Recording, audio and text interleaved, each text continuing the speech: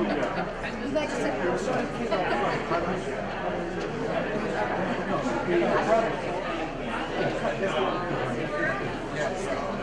He said, oh, here he said, I hit me up by Facebook and I said, I don't have You go ahead. Thank you.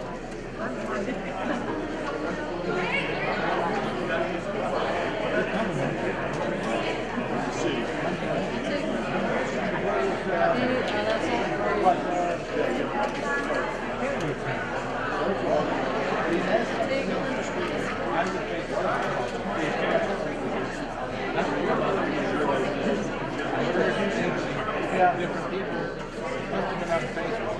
Just be on Facebook to get it. All right. I'm going to sit down.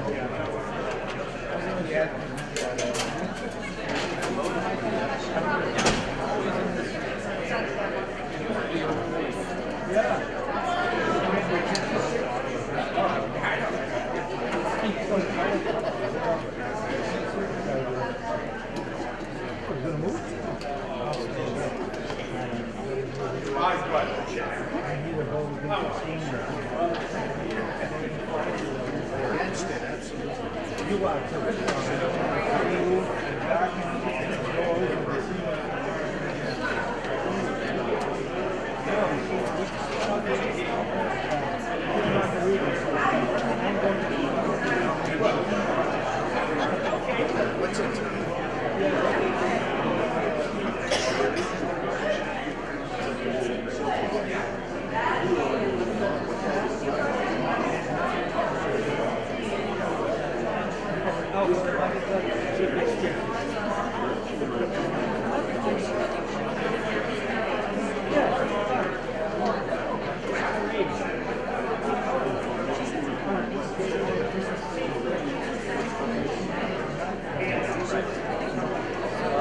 What's it? What? She passed it off? She's like a nerve.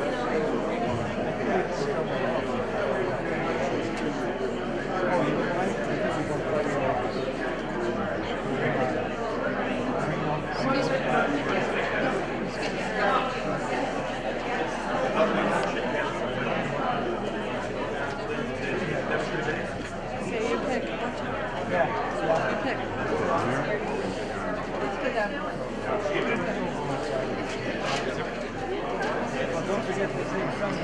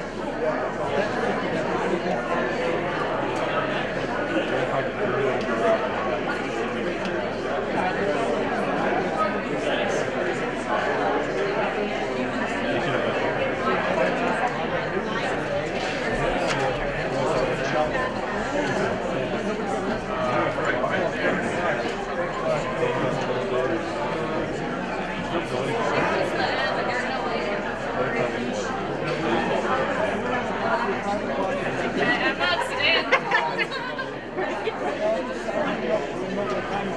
I'll drop it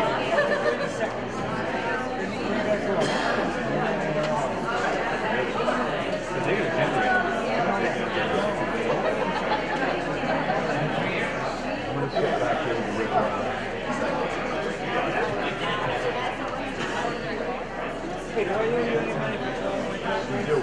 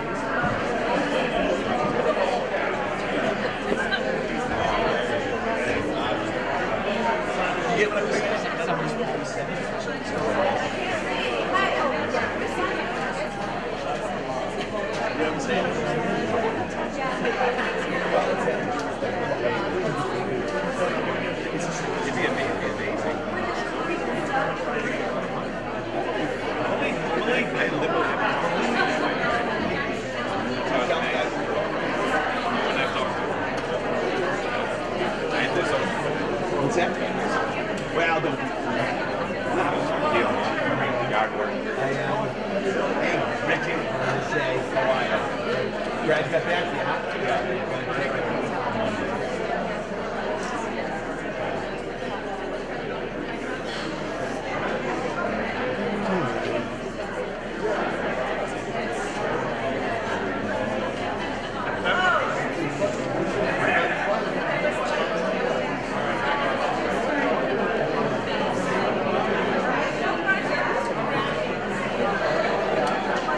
Hey, Dave, how are you?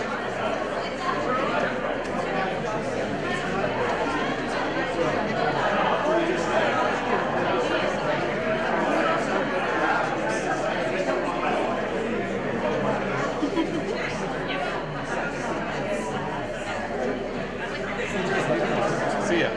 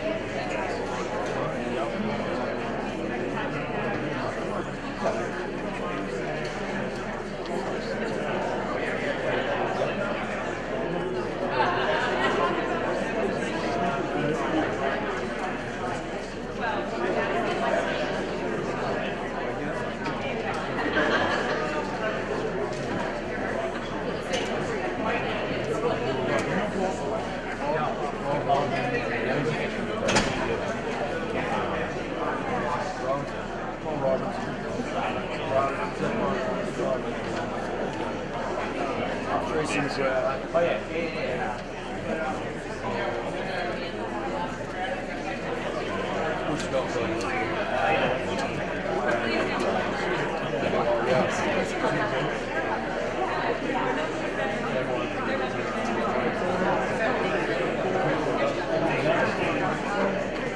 Generator stop.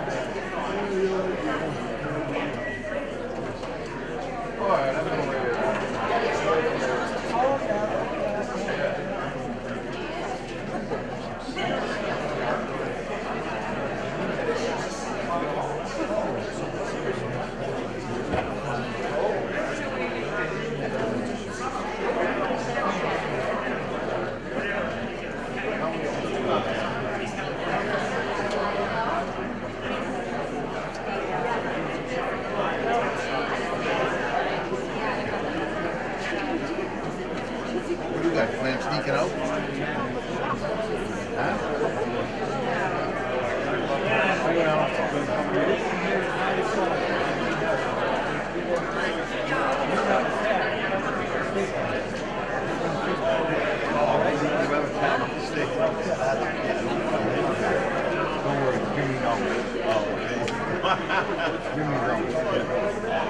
No, you guys have that.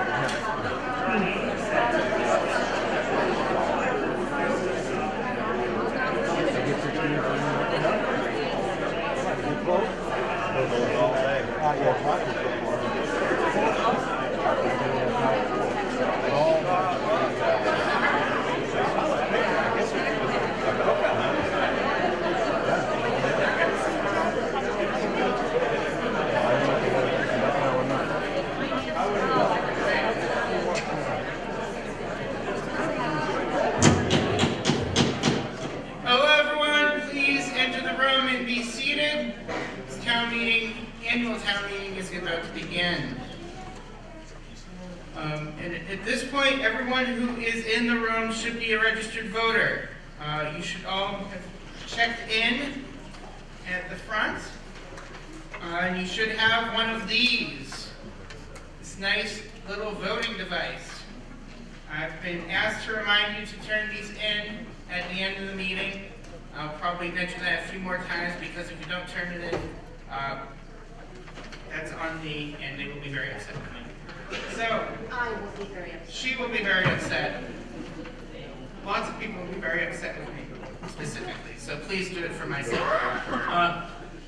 Thank you for joining us on Cinco de Mayo in this nice celebration of democracy, the Mendon Town Meeting. There are no more voters waiting to enter the room, correct? No. Okay, thank you. We do have a few non-voters who I have to get your permission to allow to take part tonight. I'm going to read through the list, and that is Karis North, Mendon's Town Council, Kim Newman, our Town Administrator, Jack Hunter, our Town Planner, Dr. Michael Fitzpatrick, who is Blackstone Valley Tech Superintendent, Tyler James, who is filming, Maureen Cohen, who is the Mendon Upton Regional School District Superintendent, Renee Demur and Jean Demur from the Senior Center, and Andrew Genrich from the Taft Public Library. Is there any opposition to these folks joining us? All right, thank you. So at this point, can we please all stand up and join in the pledge of allegiance? Pledge allegiance.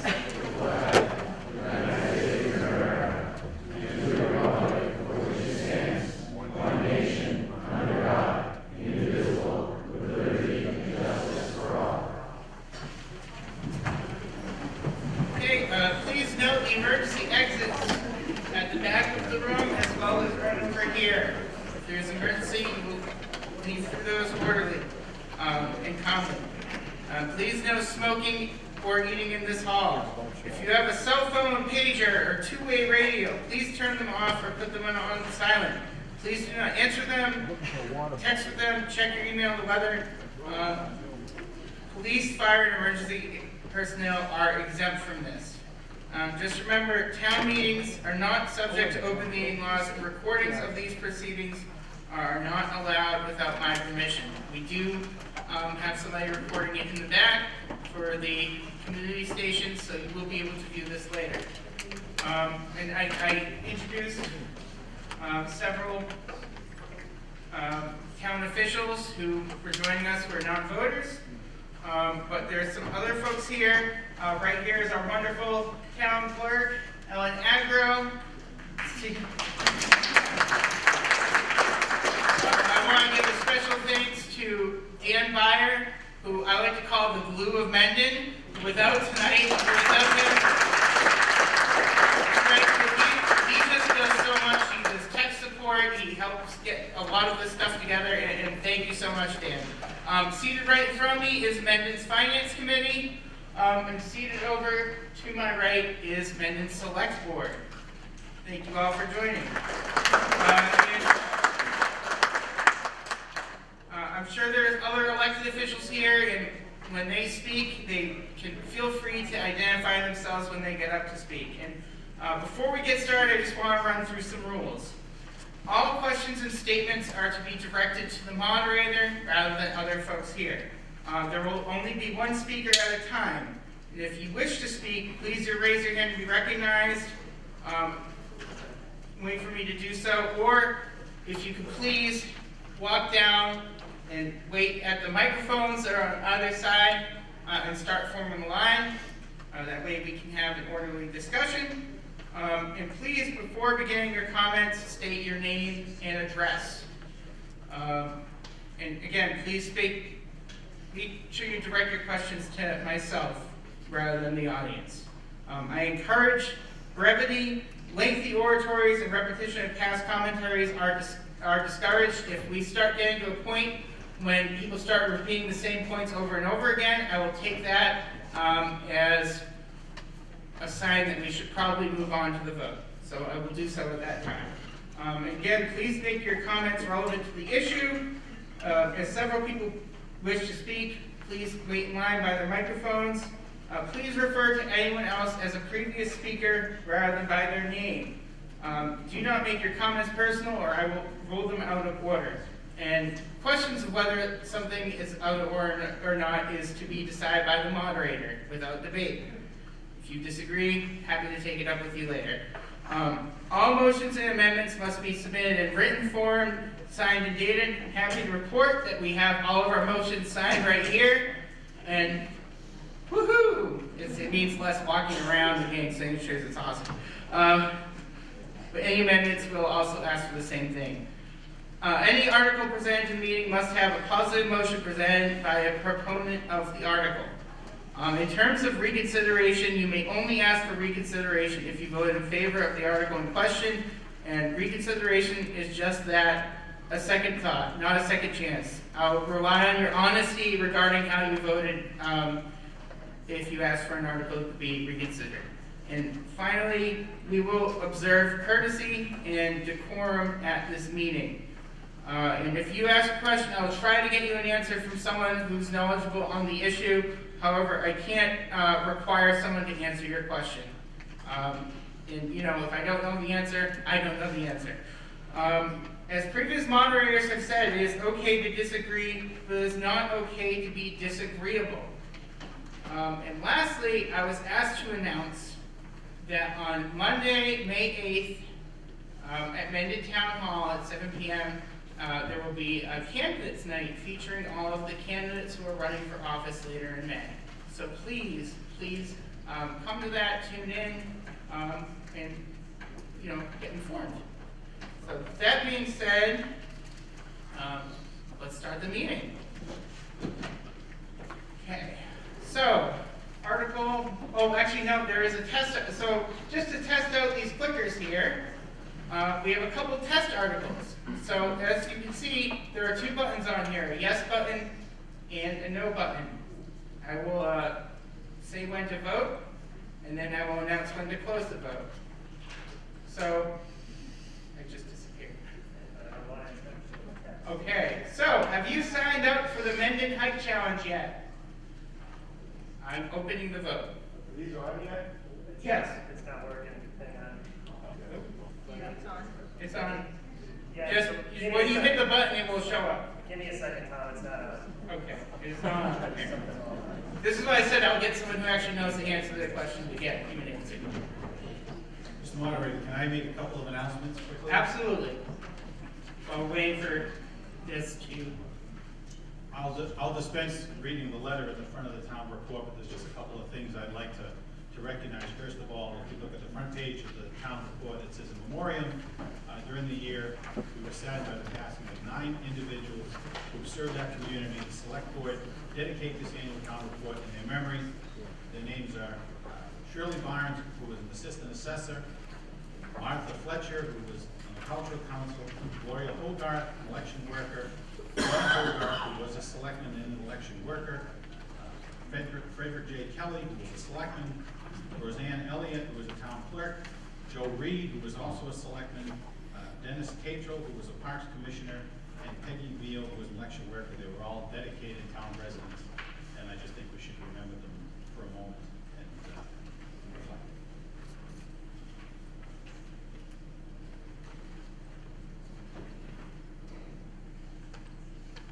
Then the other issue, we'd like to thank a couple of long-time serving residents who were also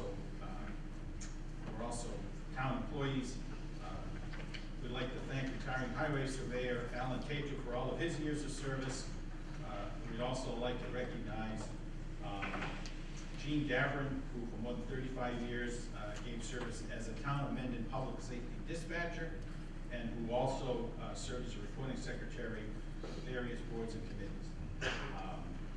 I'd also like to recognize my vice chair, Mr. Lonnie Tinio, who has served as a select board member for many times, a selectman and a select board member, and this is the end of his 3-year term.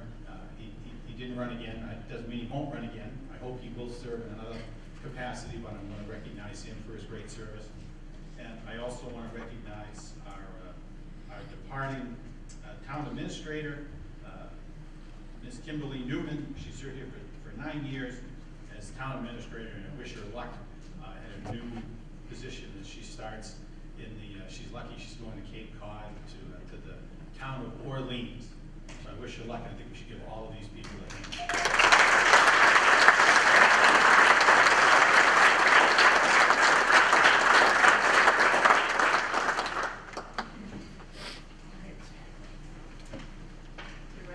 Is it ready? Good? Yep. Okay. So, have you signed up for the Mendon Hike Challenge yet? Vote open.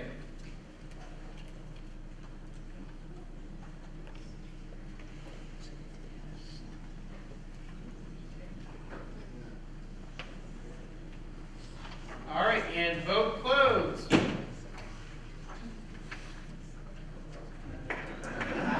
Okay.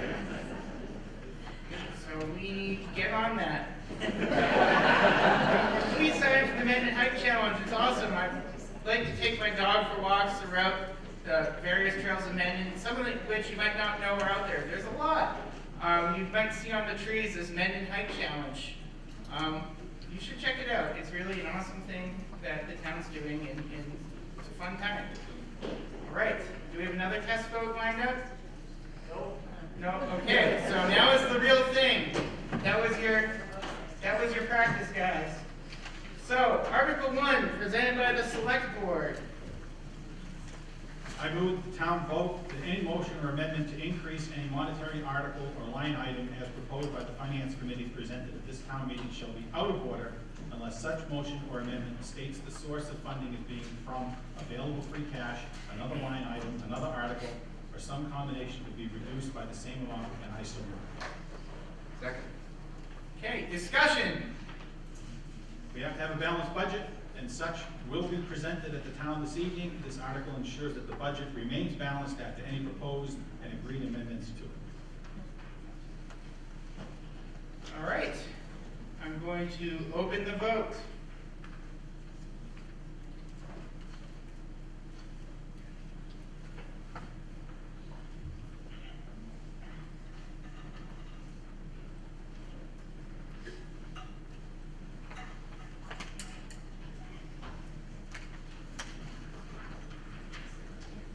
Okay, close vote. The yeses have it.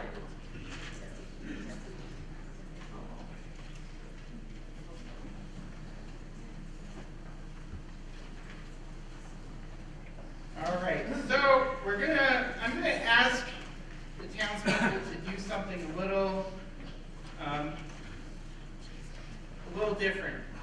We're gonna move a few articles forward, contingent on your vote. So we have, as you can see, we have 38 articles tonight on the warrant. There are several that are more housekeeping items. I want to combine them into one motion, what's called a consent calendar. So you can see Article 5, 6, 7, 8, 9, 10, 11, 17, 20, 21, 22, 24, and they cut off the bottom, Article 32. Okay, it's not on my screen, but it's on the So what we want to do is take a vote on all those at once, cut the meeting in half. How does that sound for everyone? All right, so this is going to require a 2/3 vote to actually put this in to what's called a consent calendar, and then we're going to vote on the consent calendar itself. So, do I have a motion to do that? So move. Do I have a second to do that? What was that? Yes. Second. Okay, discussion. I think I just did this discussion. All right, I'm opening the vote. Just remember, this is to actually put it in the consent calendar itself. Vote open.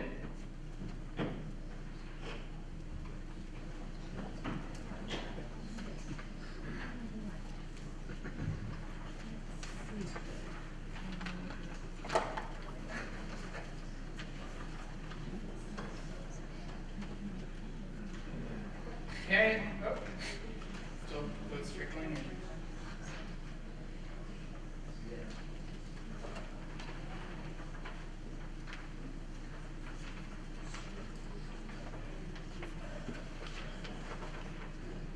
They get checked. Okay, I don't see any more votes coming in, so I am going to declare the vote closed.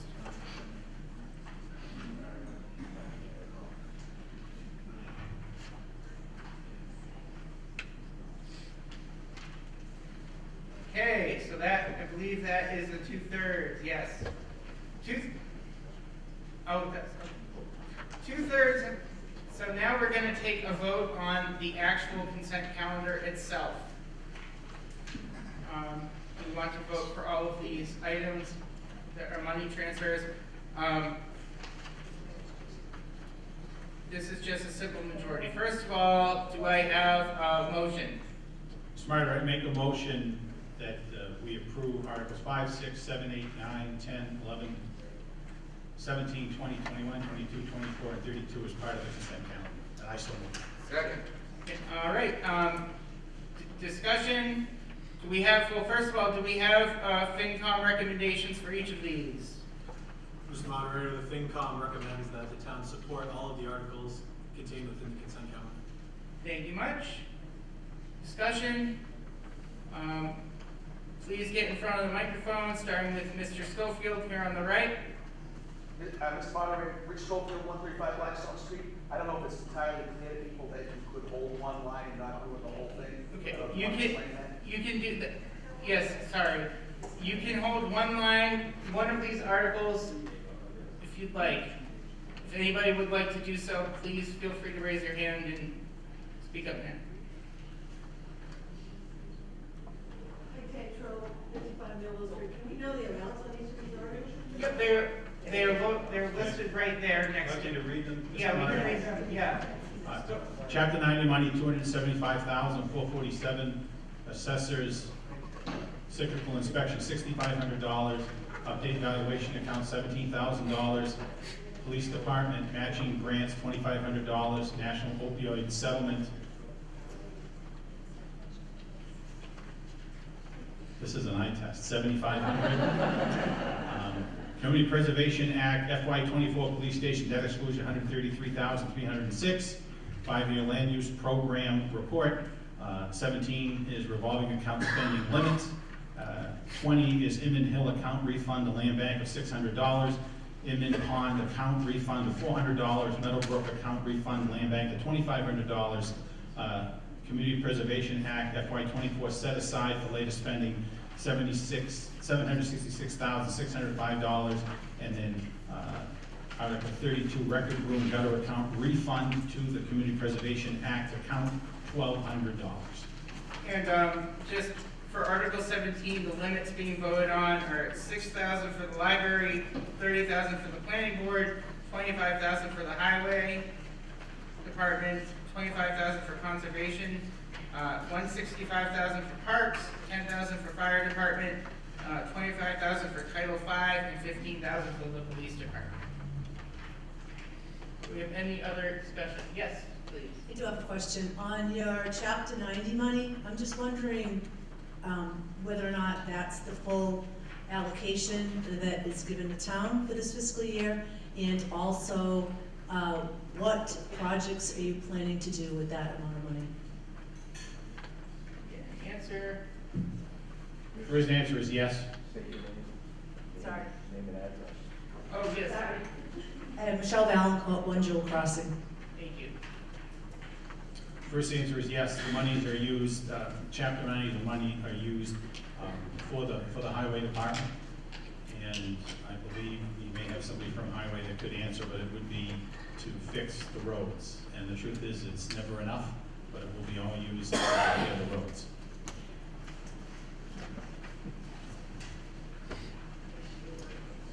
Sorry, should have waited. I think you misunderstood the question. I know Chapter 90 is to fix the roads. At the 275, every year, the state gives a town so much money to use. It's an allocation that comes out yearly, and I'm just wondering which roads. For instance, North Street, Northbridge Street, are you talking sidewalks, are you talking just roads? Do you already have a project in mind to use this money on? The short answer is that there is. Bonnie Tenio, 60C North Ave. This is, I don't, this being for the next fiscal year, I don't think they have the road schedule done. I mean, is that a true answer? And I'm getting a head shake from the highway department. So the answer is they just don't have this money scheduled yet because it's for the next fiscal year. On which roads are going to be done. But if you have further questions about the condition of the roads, where the money is to be spent and where it needs to be spent, if you go to the town website, mendonma.gov, and posted in there is a report that was done a few years ago that lists the state of the roads and the priority, which is what the highway department uses as a guide, and then they adjust it based on immediate need. Thank you. You're welcome. Any other discussion on this, on the consent calendar? All right. I am going to call the vote. And that means vote start.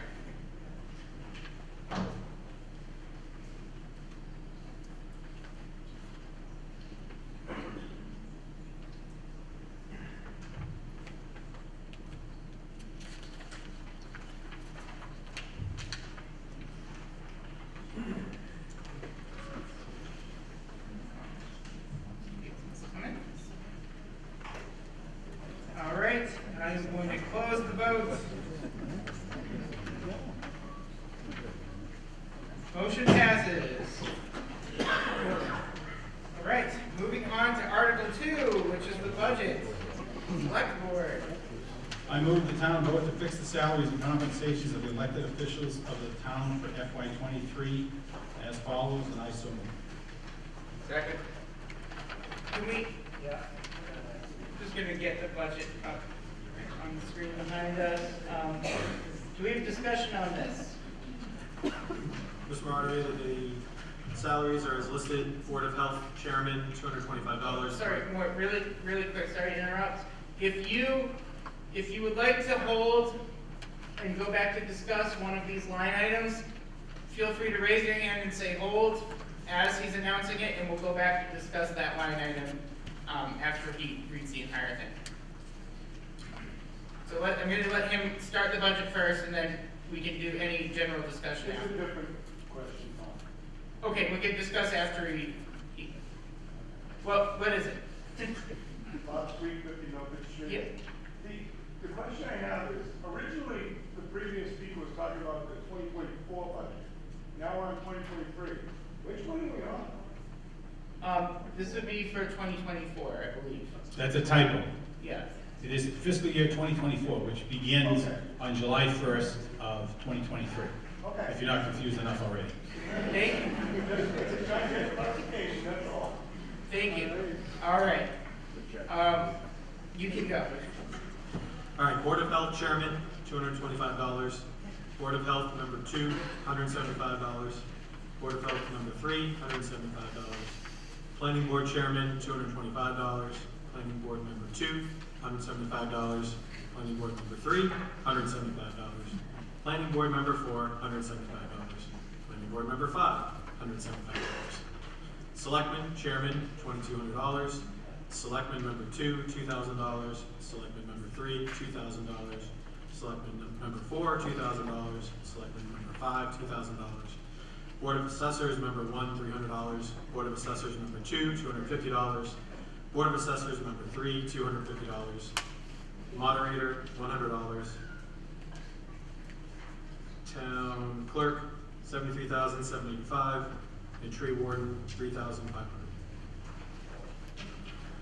I actually do have a question. Under moderator, it says $100 total, but zero for stipends or salary. Does that need to be corrected? It's a $100 stipend. Okay, just making sure. I'm fine with that. Whatever you guys give me, but just want to make sure that And earning everything everything. added up, you know? Okay. Further discussion. Right. I will call a vote for this. Mr. Moderator, the FinCom recommends that the town to Yes, support sorry. Article number 2. I assumed you did because you were reading it, so.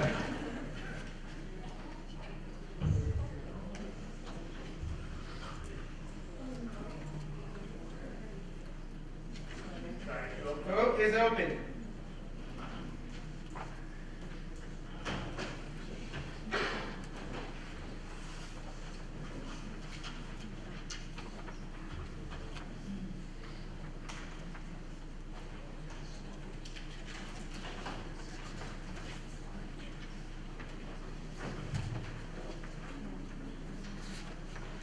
All right, I am going to close the vote.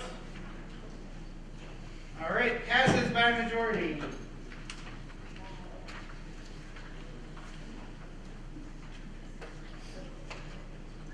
Okay, next up, Article 3, Select Board.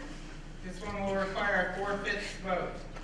I move the town vote to raise and to transfer $2,309.46 from free cash to pay bills of the prior year, and I so move. Second. Discussion? There's one bill that came in too late to pay the last fiscal year, to pay for internet hosting. That's still due. Right. I'm going to, any other further discussion?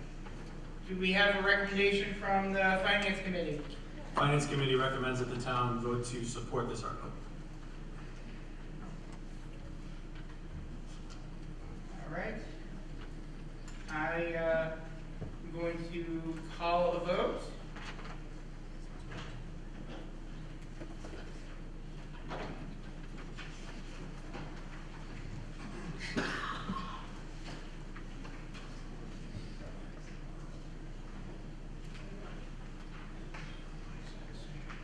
Great, I'm going to close the vote.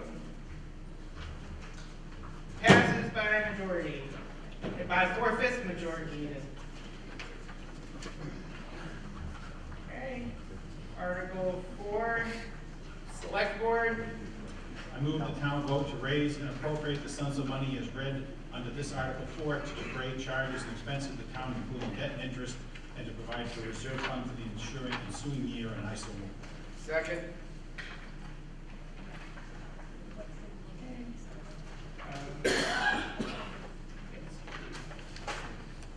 Discussion.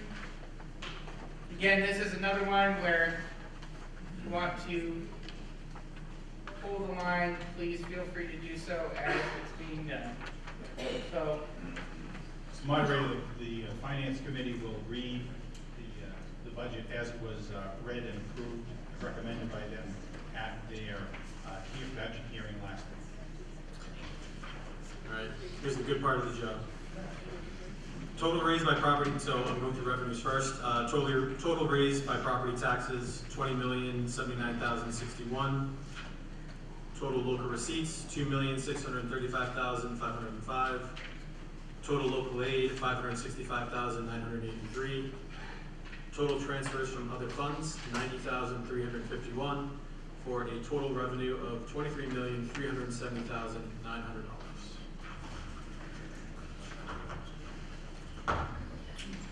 All right, on expenditures, town moderator department total, $100. Select board department total, $301,400. Finance committee department total, $1,000. Finance committee reserve department total, $21,330. Accountant auditor department, $79,000.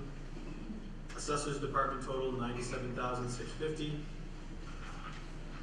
Finance Department total, $180,600. Legal Department total, $80,000. Human Resources Department total, $42,250. Technology Department, $186,750. Town Clerk Department, $89,090. Elections Department total, $20,450. Conservation Department total, $35,250. Planning Department total, $89,650. Zoning Department total, $27,850. Land Use Department total, $2,550. Maintenance Department total, $152,950, for a total general government of $1,407,807. Is it one of the line items we? It is, it's actually, it's a couple of them, just a question on, so within here you have, on 114 town moderator, you're showing $100, that's under the town moderator department total. And you're also showing under the town clerk's department total, $89,090, the town clerk salary of the $73,000. Didn't we already allocate or vote that money 2 articles ago? Did you show the elected officials? So what's the difference between this and the elected officials? I thought the elected officials were, or are you just telling us what the elected officials were getting and now this is to give them the money? This is, yes, you got it.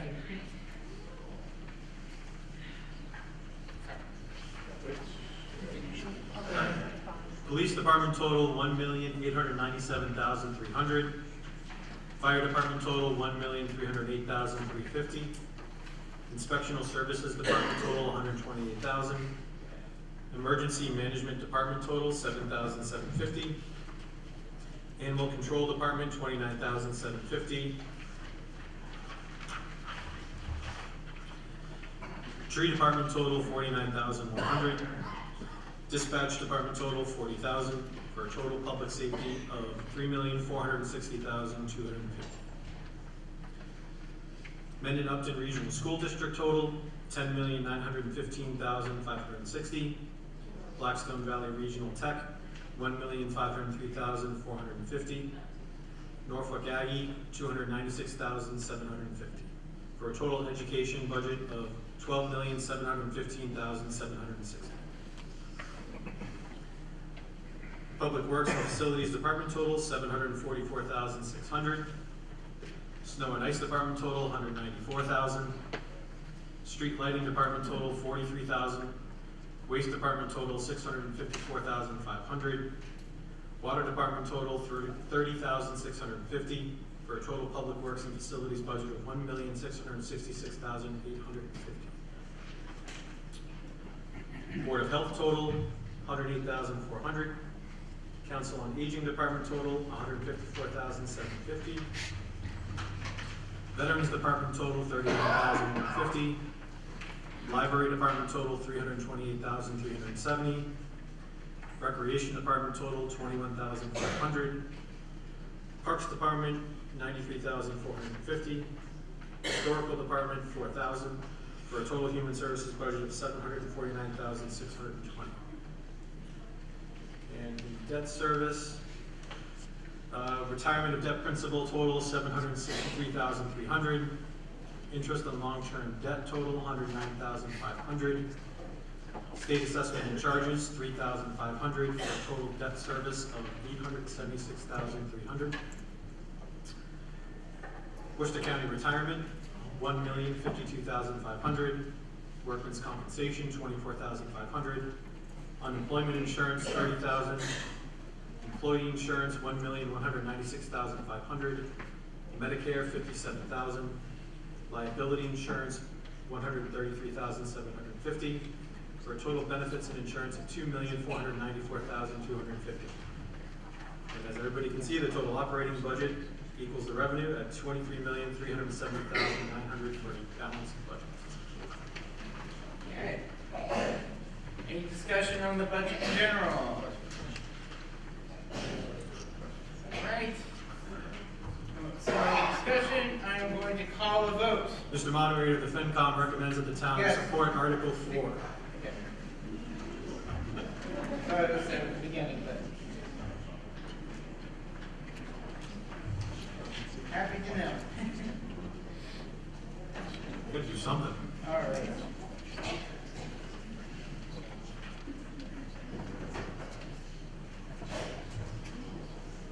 And that, just in case it wasn't clear, the vote is open.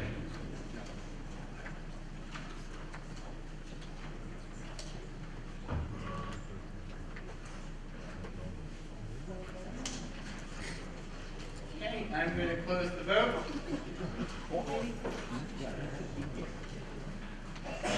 Okay, motion passes. We have a budget.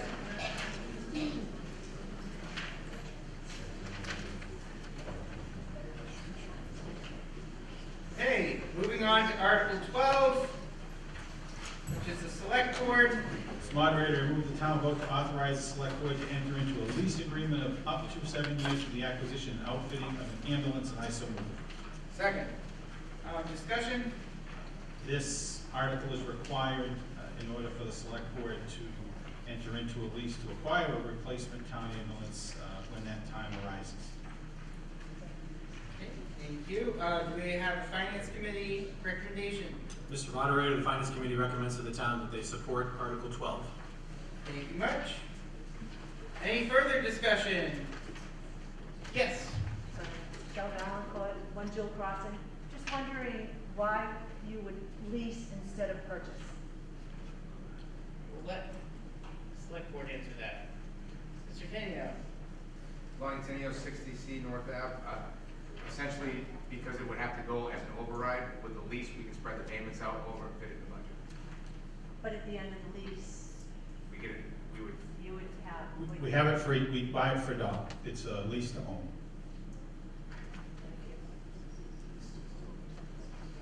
Any further discussion? Okay, I'm going to call and open the vote.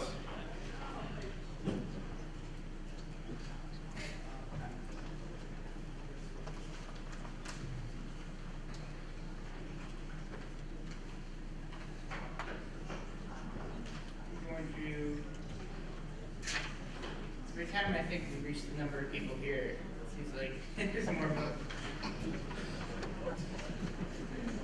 Okay. All right, now I'm going to close the vote. Motion passes by a majority.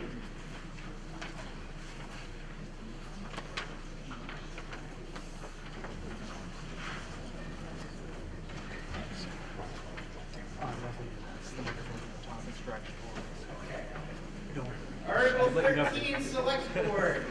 I move the town vote to transfer $75,000 from stabilization account for the lease of the multi-purpose trackless and dump truck vehicle for the highway department, and to authorize the select board to enter into an 8-year lease agreement for multi-purpose trackless and dump truck vehicle, and I so move. second. Discussion? This transfer is required to pay for the yearly lease expense of this highway department. Does the FinCom have anything to say about it?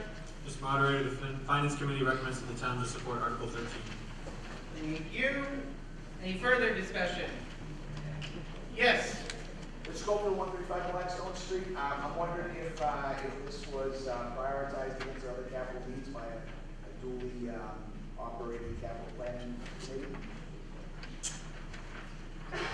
We have an answer on that from.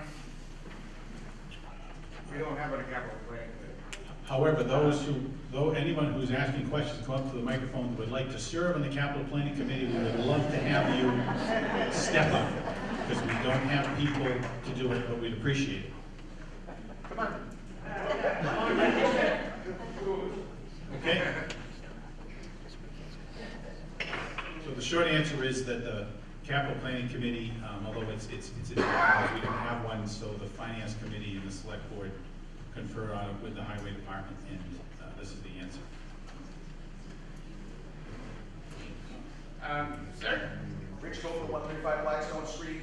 So then I would just say that I find it hard to believe that this could be validly determined to be the highest priority capital need. We have no idea, and we should vote no. Any other discussion?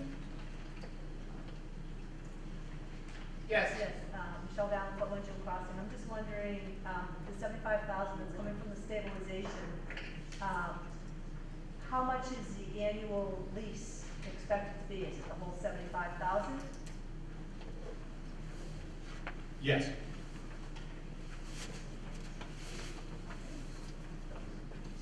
And you're looking for 8 years?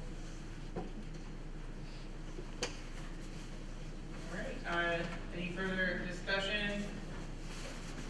I'm going to call a vote, and remember, because this is a transfer from stabilization, this will require a 2/3 vote.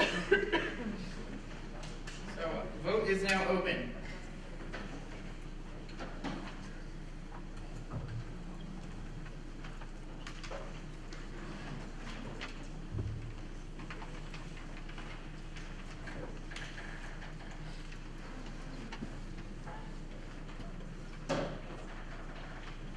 All right, I'm going to close the vote now. Motion passes by 2/3 majority.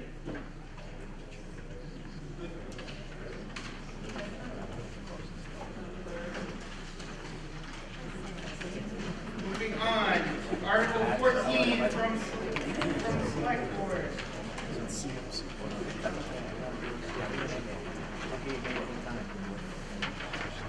I move that the town vote to transfer $35,000 from free cash for the purpose of engineering design work for senior center expansion, and I so move. Second. One second. All right, do we have discussion? This transfer is required to fund the next step in the expansion plan for the Mendon Senior Citizen Expansion Plan. All right, does the FinCom approve of this? Mr. Moderator, the Finance Committee recommends that the town support Article 14. All right, thank you, and I am Dorothy Verso, I live at 9 Blackstone Street, and I am the president of the Friends of Mendon Elders. And closer to the mic with my big mouth. Dorothy Garso, 9 Blackstone Street, president of the Friends of Mendon Elders. We need the room, so please vote yes. We have right now 98 members for the Friends alone, and our facility only holds 50. So we do a lot there. We do a lot of exercise groups. We do the food pantry, many other things. So please help us out. Thank you. any other discussion? Yes. Elena Brugos, 12 Oak Hill Road. I just want to point out that over 25% of Mendon's population is over 60 now, and the senior center provides services for this growing population. The current facilities are inadequate to meet the needs of the town. Space limitations are a constant struggle for the hardworking staff and volunteers at the senior center. In addition to serving the multifaceted needs of our town's senior population, the senior center provides community services across age groups, such as the food pantry and other assistance programs, as well as meeting space for community groups. The efforts to expand the senior center began in 2018, and progress was derailed by the COVID pandemic. This modest amount of funding from the town, supplemented with reserve funds from the senior center, will allow the town to complete engineering and feasibility studies, and these key next steps in the project have the potential to open avenues of funding from state and federal sources. Thank you. Any further discussion? Yes. Yep.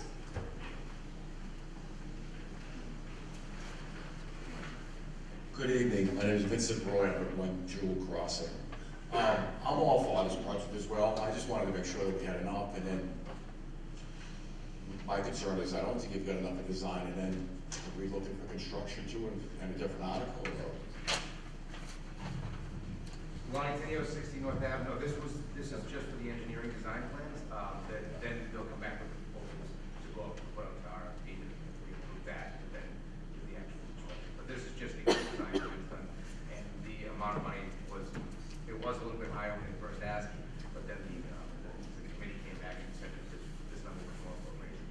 I get it. Okay, so we'll be looking for an article in next year's budget for this. Okay. We would also encourage everyone to call their state senator and state representative and their congressman, telling them that Mendon needs the money for its senior citizens, so we can get some funding from outside our own tax base to help us finish this. Bill Shipley, 7 Nelson Court, Mendon. Just to update the town, we have already started communicating with legislators, and we're working with them already, anticipating a positive vote this evening to move forward for other sources of funding. That'll be our next major effort before we come to the town. Any other discussion? All right, I am going to go forward with a vote, which I'm opening now.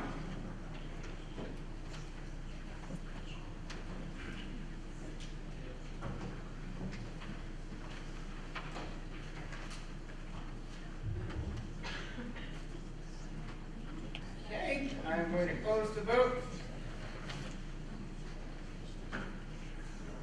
Motion passes.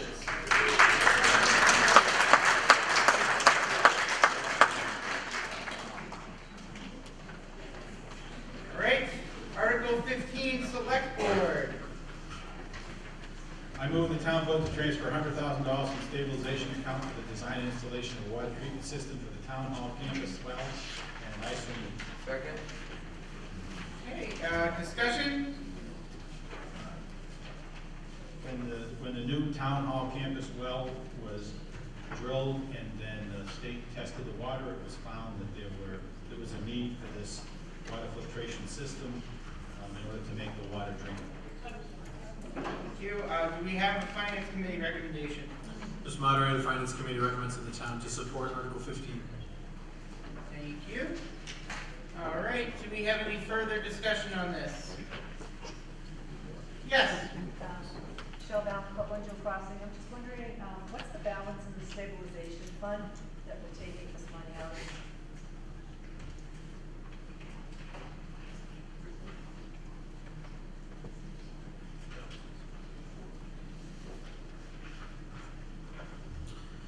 So the starting balance is $1,073,550, and the ending balance is $898,550. Thank you.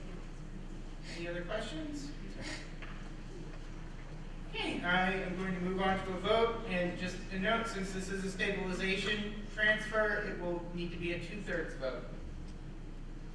And vote is open.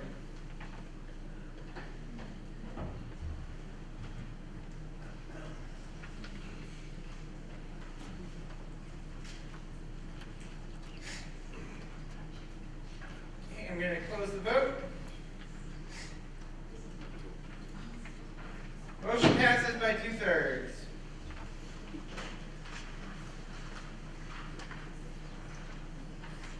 Okay.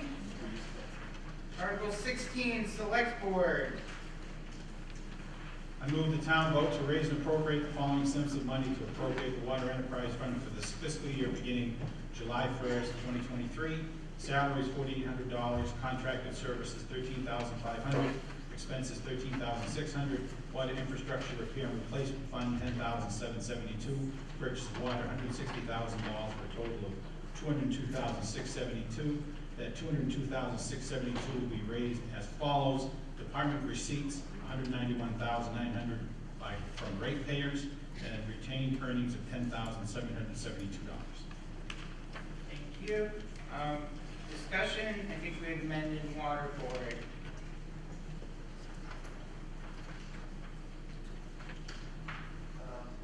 Dan Meyer, 102 Providence Street, I'm also the clerk of the water board. I guess really just discussion, this article sets the FY24 operating budget for the water enterprise fund. And I'll note that the system is completely funded by the ratepayers, which is the purpose of this fund. Thank you. Do we have a Finance Committee recommendation? Mr. Moderator, Finance Committee recommends that the town support Article 16. Thank you. Any further discussion? Okay, I am going to move on to a vote. And vote is now open.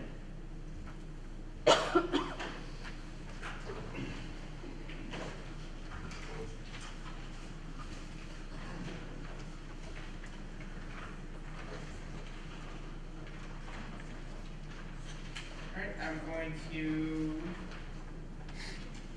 I was saying I'm about to close it, then more votes come in. All right, now I'm going to close the vote. Motion passes.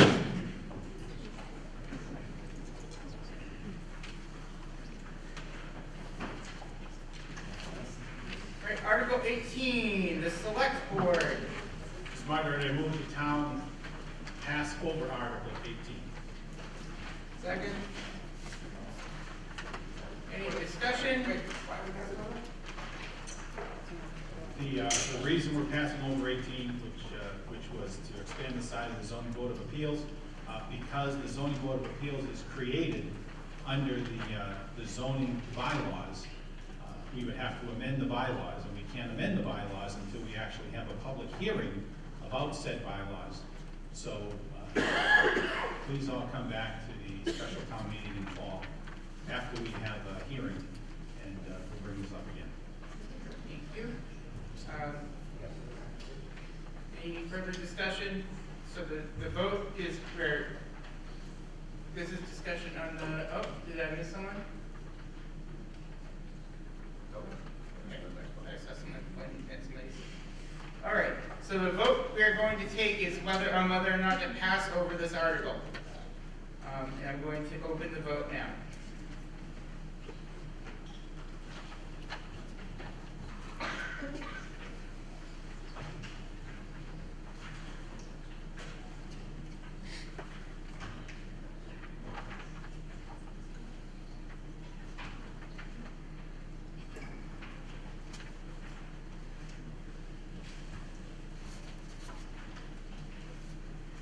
All right, I am closing the vote. Motion passes to pass over. All right. Article 19 from the planning board. This will require a 2/3 vote.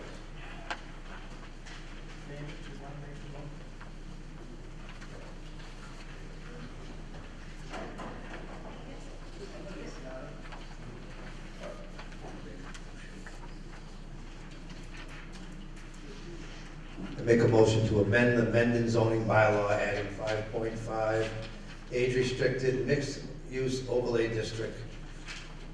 And B, approve the map entitled age-restricted mixed-use overlay district parcel 2023. Second. Second. All right, do we have some discussion on this? Mr. Moderator, Jack Hunter, Town Planner. I think the best way to start is that most of you know the planning board's been struggling with a proposal in front of them at the driving range and some other parcels around there. And they're proposing a small grocery store and housing. And it became very problematic. It didn't address a lot of the concerns of the abutters and neighbors and others. And it was a problem with zoning, whether it was even allowed. And it's been bogged down in that for quite some time. But it came to me that I didn't hear anyone complain or about the concept. The concept of having a small grocery store in Mendon is very important. You don't have one. And the concept of having over 55 housing, we don't have any. We have a small complex that the Housing Authority runs. But we don't even allow multifamily in Mendon. So you can never have it unless we do something about it. So I took it upon myself to meet with one resident, I think she's here, and she gathered some of the abutters and others, and we met weekly for, gosh, maybe 6 weeks, trying to come up with what their concerns are and how we can address them and still allow this concept to happen. And we were getting somewhere. And then we invited the developer in, and we even got farther. And what you're going to see tonight is really a culmination of that collaboration. Once we did all that, we started going to the Board of Selectmen, to the Planning Board, and others to try to get their input. And I've gotten so many phone calls, so many emails, all positive, to have something like this happen. So I'm just gonna briefly go over what the concept is, if you will. Go over some photos of what it may look like. And then I'll talk to you about the parcels we initially, well, not initially, that we're presenting where we'd like to put these. So anyway, it's called the Age-Restricted Mixed-Use Overlay District. I had to call it something, so it's RML. And it's really the concept, it's a positive, smart growth planning concept that increases age-restricted housing, promotes walkable neighborhoods where over 55 residents can walk to the grocery store, has a mixed diversity of commercial, office, and residential uses, and advocate for smart growth principles. And then we put definitions, what mixed use is. It's the combination of those two. The underlying zoning that exists would still stay there. So if nothing happened under this bylaw, under the underlying zoning of each of the proposed parcels would still stand. And then the over 55 is dictated by both federal and state law that at least 80% of the dwelling units must be occupied by at least one person who is over 55. I believe the developer we've been working on would be 100%, would have to be over 55. Here's a small sketch of another town, what they kind of look like. You know, it's really hard. Mixed-use development, I had some slides of cities and suburban areas. They're not, and they're very prominent there. You have commercial underneath residential and that kind of thing. They're less prominent in rural areas, mostly because of water and sewer. No public water, no public sewer, it's very difficult. Here's a small one, an example. And here's one, maybe a small town. It could be that. It's not what's being proposed. And then what the housing could look like. I've worked on a project much like this in a town. The allowed uses, we could, the multifamily could be individual houses, they could be condominiums, they could be small apartments, 2-bedroom limitation, appropriately scaled commercial uses like a grocery store, retail shops, banks, law offices, etc. And then we had a long discussion about, well, we didn't want a developer to come in and use the bylaw and do all commercial or all residential. So we use commercial as the benchmark. And at least 20% of the site has to be commercial and no more than 60. We thought that was a negotiable item in between 20 and 60%. Type of things that are submitted to the planning board, and these are very typical in a lot of proposals we get. You know, the proposed streets, ways, land for public use, landscaping, stormwater systems. We're encouraging LID, which is low impact design, where the drainage is actually above ground, not below ground. And then the infrastructure for, well, it says water to sewer, maybe well and septic system. They have to submit a rendering of the development, and they have to do 4 impact assessments: traffic, environmental, fiscal, and community impact. They also, and the Town of Mendon Design Guidelines was passed about 3 years ago by the planning board, and it really gives a template for a developer on how to design lighting and parking and signage and landscaping and streetscaping, and how to, place historic preservation houses or remedy that if they're in the proposal, and a lot of other amenities. You have to have at least 10 contiguous acres. They can be under same ownership, different parcels. at least 10% of the dwelling units have to meet the state affordable housing requirements. The benchmark for the state is 10%. Each community is supposed to have 10% affordable housing. And if you exceed that, you're in safe harbor, they call that, meaning if you get a 40B, you can say no. We are at 1.7%. It's critical that the town tries to at least stay afloat and get that number up so that you can have some say with if and when a 40B comes to town. 3 units per acre, 100 feet of frontage on a highway business and general business zone. In other words, the underlying zoning is either highway or general business. Can't be more than 35 feet, 2 stories. And this is important, this is very important to the residents. Access and egress has to go through the commercial portion and cannot go through a secondary road, rural residential road, or a historic district. And they felt that that was very important, protecting not only the project we'll talk about on Hastings Street, but any other project. The planning board can give a waiver. We did, it's hard to explain, but we did have unanimous vote for a waiver. But this development, or this bylaw, would fall under the new guidelines of the housing, what is it? Choice Act. And eventually, we're gonna have to have it as majority vote anyway, probably within the year. So we changed that to majority vote. We can grant waivers on design, on design or dimensional requirements, provided they're good cause, they're minor in nature, no structural significance, and they will not degrade from the intent of the bylaw. And they cannot waive minimum lot size, minimum and maximum commercial percentages, and any dimensional requirements that has a direct impact on the abutters. Again, trying to protect the abutters. Now, I'm going to show you 4 parcels we're recommending. I have a few comments on that.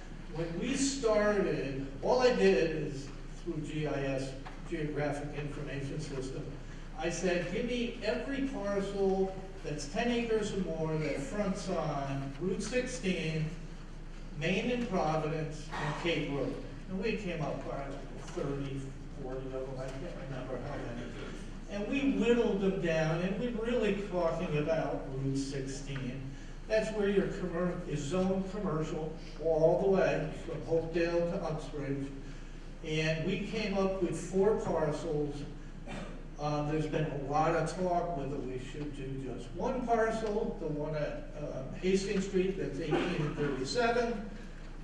We talked to all the neighbors that own this.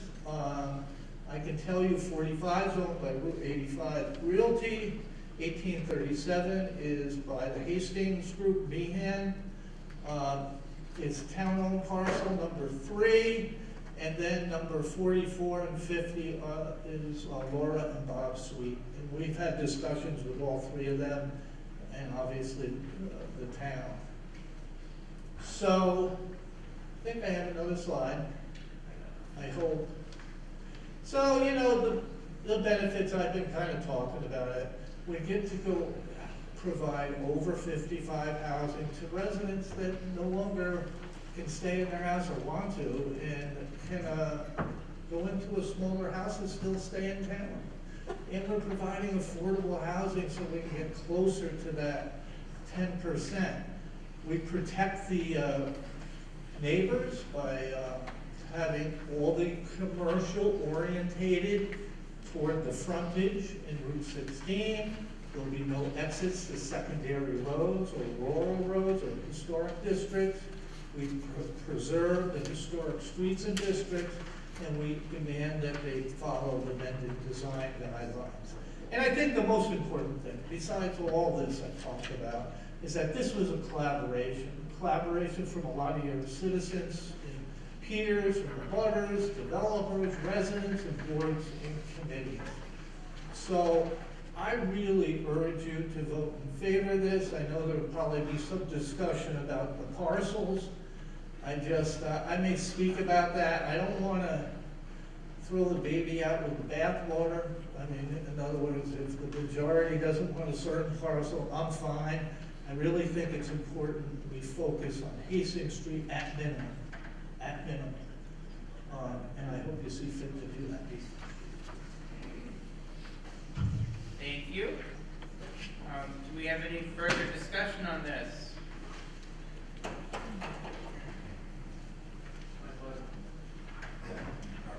All right, sir. Nice presentation. Mr. Moderator, Ken O'Brien, 6 Swandale Drive. I rise in support of this with one exception. So I would like to make a motion, a motion to amendment that we remove the town-owned land located between North Avenue and Milford Street from the map showing the parcel to be considered as part of the Armagh. Oh, good, okay. Project, and I so move. Okay, do we have any seconds to that amendment? Okay, all right. Now we'll have to take a vote on amending the original motion. Oh, sorry, let's discuss the amendment to the motion. Yes, sir. Page 9 North Avenue, my question is that former tap electric that they're talking about? Yes. Yes. Yes, they are. Thank you. Any discussion just on the amendment to the motion? Mr. Moderator? Yes. You first. You know, I'm gonna leave this obviously up to town meeting, but my biggest concern is that we need 2/3 of a vote to pass the entire article. And I'm concerned if this parcel, is it a majority vote for this? To amend. Yes, Majority vote. so follow my logic here, maybe I'm crazy.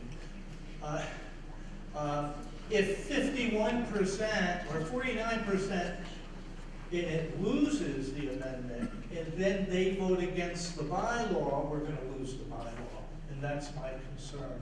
I don't know how you guys figure that out, but I really urge you not to lose the bylaw. Mr. Moderator, at the same time, remember, Who are you? I'm the same guy, Ken O'Brien, 6 Swandale Drive, and I did rise in support of this motion with an amendment of taking the town-owned property off the map. Okay, thank you. I believe we had. Dan Meyer, 102 Providence. I'm just curious, what would be the rationale for doing that? 20 years ago, when the town purchased it, the town was promised that we were going to use it for growth in municipal needs. We do and are going to have some municipal needs that could use that land. And then the second issue was that if we didn't use it, we were going to use it as open space and leave it the way it is. Any other discussion on the amendment? Yes. Michelle Dallas, Winchell Crossing. Can you just put the map back up a little more so we can see what exactly you're Get talking the about? map up. So we're talking about getting rid of this area right here from the actual motion as a whole. So, I'm sorry, what are we, are all the green highlighted items what we're talking about? Yes. All 4. No, just one No. and three. Oh, he's Well, yeah, I'm talking about number 3. For the amendment, we're talking just 1, 6, 7, 3. They're very small. We don't own it. He is right. That's my question. If number 3 is removed, Mr. Moderator, if I may ask Mr. Hunter a question to clarify. If number 3 is removed, does 6, 1, and 7 together meet the 10-acre minimum? So, again, if you're gonna get rid of it, get rid of all 4.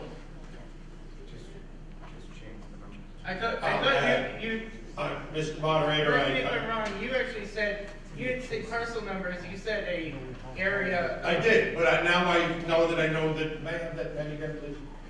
Can I'll make it a change by parcel numbers on the map. Can I see the map again, please? 1673. So yeah, these are all the town-owned parcels that you're One. talking about. 6, One is not owned by the town. Oh, it isn't, sorry. 3, 7, 6, and 7. Okay. So I've added 1, 3, 6, and 7.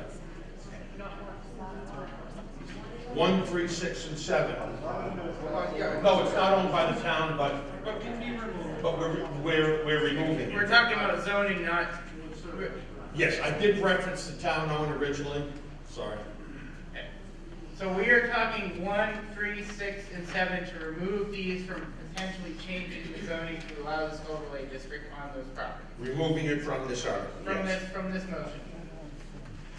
Just to be clear what we're going, yes? And to be clear then, to go back to the regular article, the regular. Sorry, could you just say your name and address? I'm sorry, Michelle Mallon, One Jewel Crossing. Thank you.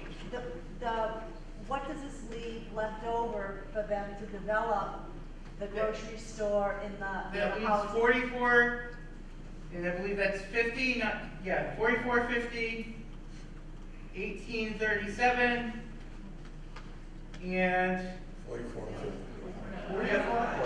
44 and 50, 18 and 37, And then 45. 45. 3 parcels. those three. The one that's in front of the board now that really started this conversation is 18 and 37.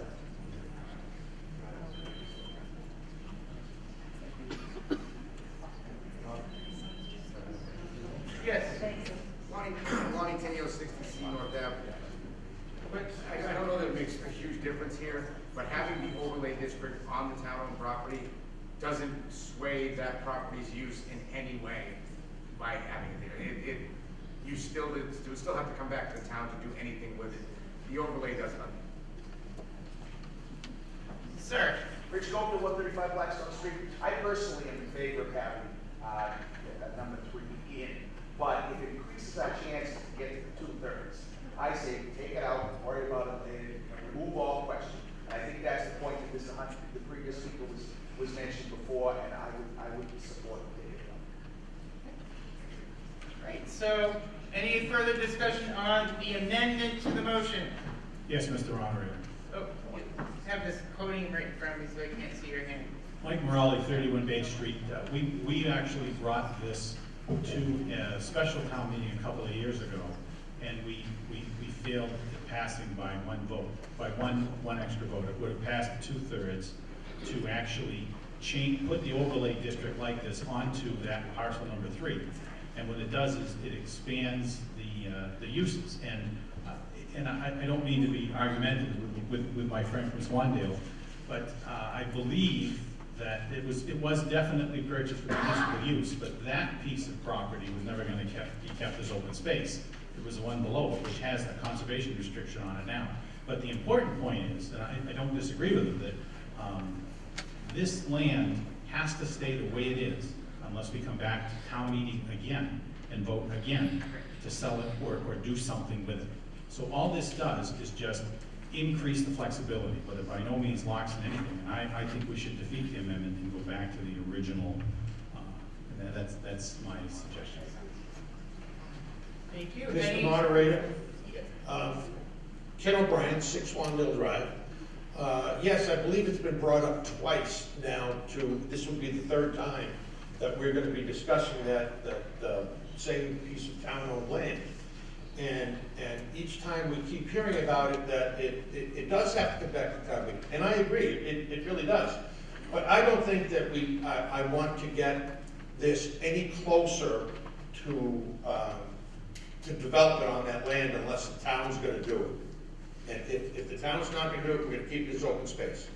Plain and simple, it's either gonna be for municipal use or open space. That's what we said when we bought it, and I think that that's what needs to be kept. Great. Do we have any discussion from people who have not spoken yet? I think I saw a couple new hands. Sir? Tony Willoughby, Turner Leonard Road.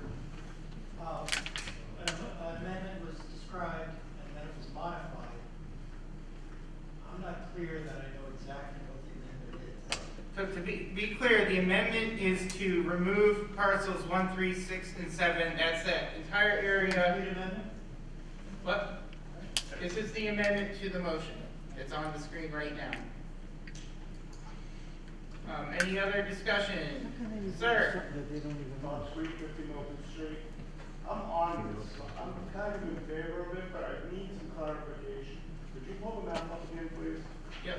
Is this about the motion in general or the amendment to the motion? Well, it coincides. Number 6 on that parcel. Is that the piece that has the lifetime conservation easement on it? No, it doesn't show up here, Bob. It's an accent, there it is, that little down, right there. It's that, right there. Okay. That's not in the conservation. Okay, so that's basically just an inlet to that property. It's one of the two. Sir? Rich Goldman, 135 Blackstone Street. I'd like to also say that we obviously, if later on, if somebody really wanted to put those back in, we could vote that, have a article for it, and still retain the base article. So I think we'd be shooting ourselves in the foot to let the complexity of this keep us from passing the base article. So I really think we should vote for this. Any other discussion on the amendment? And before you do take a vote, I'm going to ask that you please silence your phones. That's me, sorry, Mr. Moderator. And also, while I am making announcements, I promised the tellers that I would remind everybody to turn these back in at the end of the meeting at least 3 times. This is time number 2.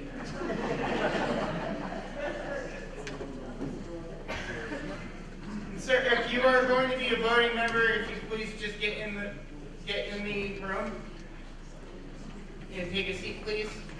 Thank you. Just so we know who the voters are. That's all, ma'am. Schofield, 135 Blackstone Street. I have a question about parcel 3. In the event that the town decides to sell it, or what we're voting on is just to include it under these parameters. Design guidelines, should the town decide at a further date to sell it or whatever. Correct. This is to include it as part of the overlay zoning district. That doesn't change whether or not it's going to be sold now. And also, what we're specifically discussing right now is whether or not to take it out of consideration. Sir? Tim, 22 Washington Street. Yep. I would think if that had more flexibility for zoning, if the town ever wanted to sell it, they'd get more money for it as well, with the better zoning on it. That's just a thought. I don't know if it's true or not. Thank you. Any further discussion? Any new points that haven't been brought up? Ma'am? Ann Mazar, 50 Plymouth Street. I think might be a lot of people in this room that don't want that in the bylaws, so I think that we should agree with the amendment, get it out, get the other bylaw passed, and then if we want to revisit it, we can, but that's my opinion. Thank you. All right. If there's no further discussion, no new points on this amendment, Move the question. I'm going to move the question now. That means vote is open.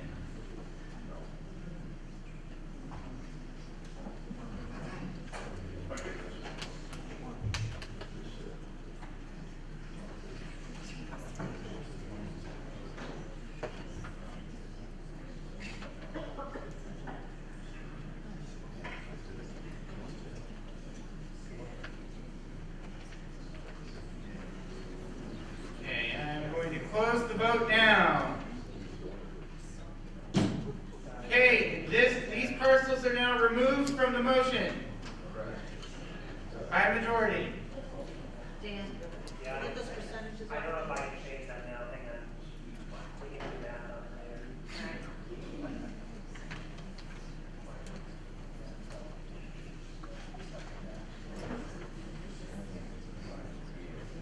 Yep.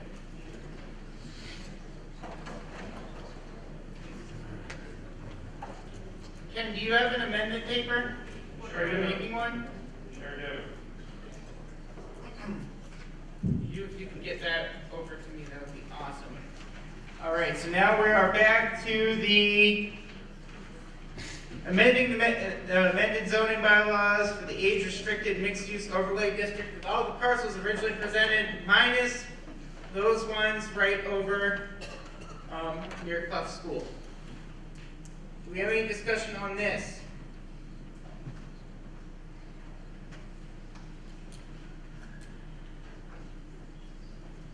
Yes.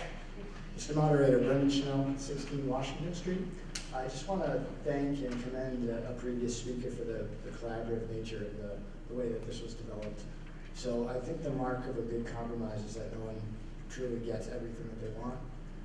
And although I'm probably arguably the most affected person in town by this, I do plan to vote for it, and I hope everyone else does as well, because I think it's a good deal and it's good for the town.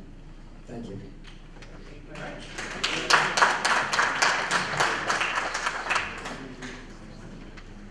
Yes, sir. Jay Krause, 17 Washington Street. I just want to say that I had the opportunity to work with the folks as well on this as an abutter to the project, and he alluded to the original plan that the developer proposed. It was development on Washington Street. There was an ingress and egress on Washington Street. There was a septic plan on Washington Street. There was a rather large retail portion that was maybe out of character with the town. That was where we started. My focus was always on Washington Street. It's a beautiful road, like Misco, like Quistit, like North Ave, and it should be protected and preserved. We worked with them to make sure that there was no ingress and egress on Washington Street, that the septic system would be moved back, that the woods would be maintained as a buffer, that the housing would be pushed back.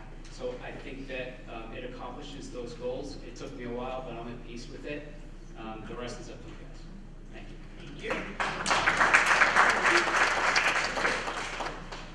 Thank you. Do we have further discussion on the motion?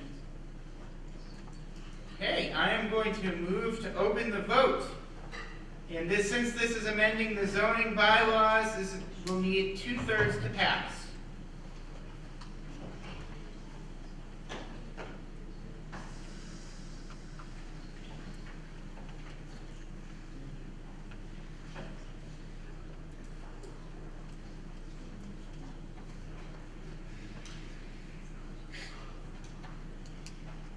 Okay, I'm closing the vote. And it passes with 2/3. Thank you. Especially thank all the residents that participated. Thank you for all your work. Okay. Moving on to Article 23 from the CPC. In Mason 50 Pleasant Street, the Community Preservation Committee recommends that the town transfer $31,640 from the CPA Affordable Housing Coordinator account to the CPA Affordable Housing Coordinator account to the CPA Affordable Housing account.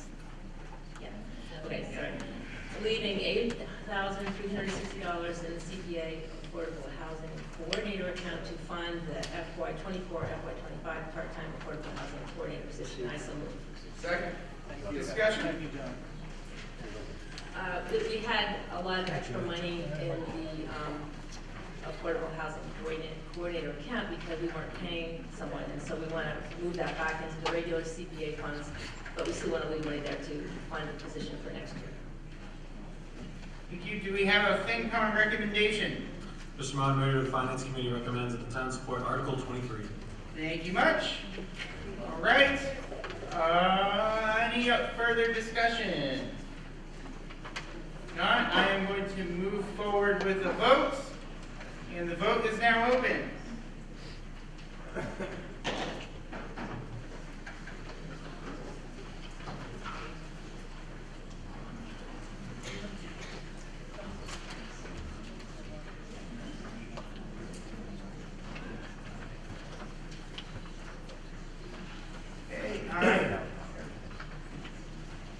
Seeing a lot more empty chairs, I am going to close the vote.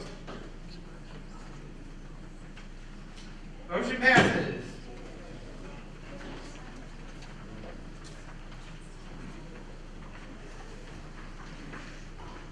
Okay. Article 25, also the CPC.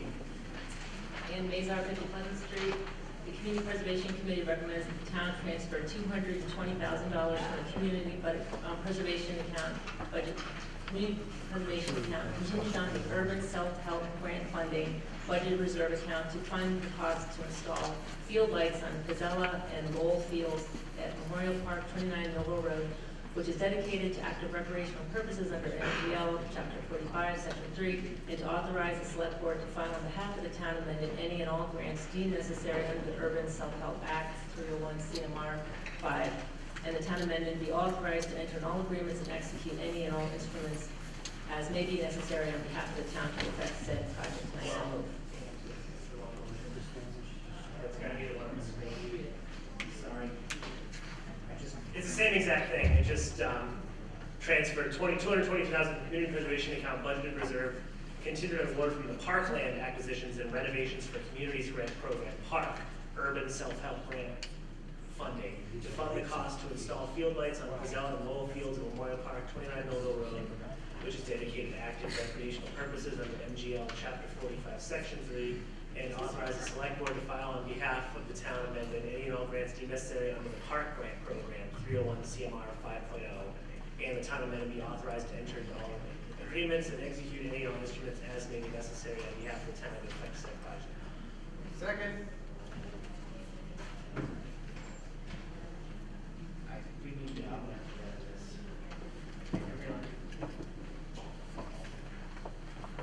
We need to update the motion. So, discussion.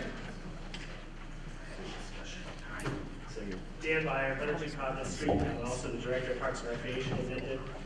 The Parks Commission is requesting CPA funds to install lights on Gazella and Lowell Field at Memorial Park. We are also applying for a grant from the state for $100,000 towards this project. The grant's a reimbursement grant, and we are required to appropriate 100% of the cost of the project up front. However, if the grant is not received, we will not spend the funds. The grant is due in July and announced in the fall, so any work would likely be delayed until the spring of '24. We have gotten several estimates on this project and have come up with a budget of $220,000, $120,000 for the lights and poles themselves, and then another $100,000 for labor. In addition to the grant, Nipmuc Youth Baseball and Nipmuc Youth Softball, the nonprofit local sports leagues, have pledged $15,000 to date. This means the total amount paid from the CPA when this is all done will be $105,000. And there's also another fundraiser coming up. You can follow their social media pages for more on that. This plan is for LED lights. They'll be designed to eliminate any spillover onto adjacent lots. These lights have been a dream for years now, and we feel that we've reached a point where we'd like to try and push this project forwards. Adding lights to the field would allow us to extend the usage of the fields and provide more opportunities for tournaments and events. These lights would also benefit any general events held at the park, such as the Soccer Fest or the Rock the Block Festival. Thank you. All right, do we have a Finance Committee recommendation? Mr. Moderator, the Finance Committee recommends that the town support Article 25. Thank you much. Further discussion? Sir? Lighting 60C North Ave, I just recommend that if we don't get the grant, come back and ask if we can spend the whole thing, because the lights would be good for even more than what you just laid out there. I think this is something we've been waiting for a long time, and we have the money in the CPA, it's good to just do what we should.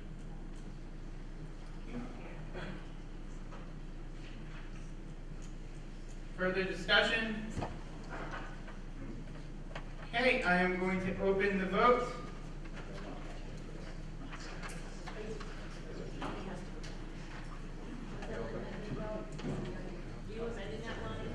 No, I was just suggesting. No, that was just correcting the language again. I didn't amend it, I was just suggesting if we don't get the grant, come back and ask for it. Right.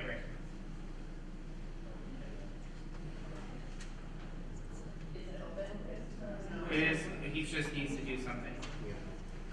Okay, now it is open.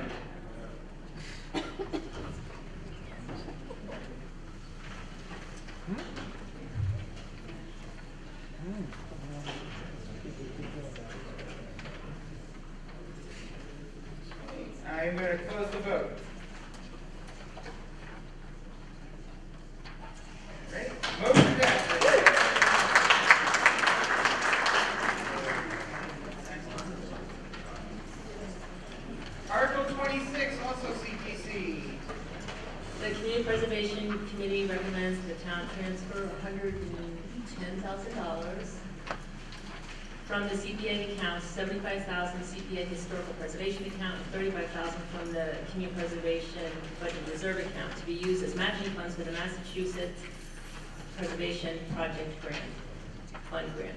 The matching funds will be used to begin stabilization and restoration work needed for the records room located at 13 Main Street. The matching request is for 50%, $70,000 of the total cost, plus an additional 25% as contingency funds, which will be returned to the Community Preservation Historic account if not needed, and I so move. Second. Okay, discussion? Lynn Roberts, 65 Washington Street. On behalf of the Town of Mendon, the Historical Commission has applied for a 50% reimbursement grant through the Massachusetts Preservation Projects Fund to stabilize the foundation and support structures of the Records Room located at 13 Main Street. We are seeking a matching 50% plus an additional 25% totaling $110,000 from the CPA accounts to repoint the foundation, remedy water damage issues in this historic structure. This work will involve installation of concrete floor, repairing foundation walls, installing French drain and sump pump to alleviate the excessive water table issues that arise. It will also include structural support work to stabilize the main floor.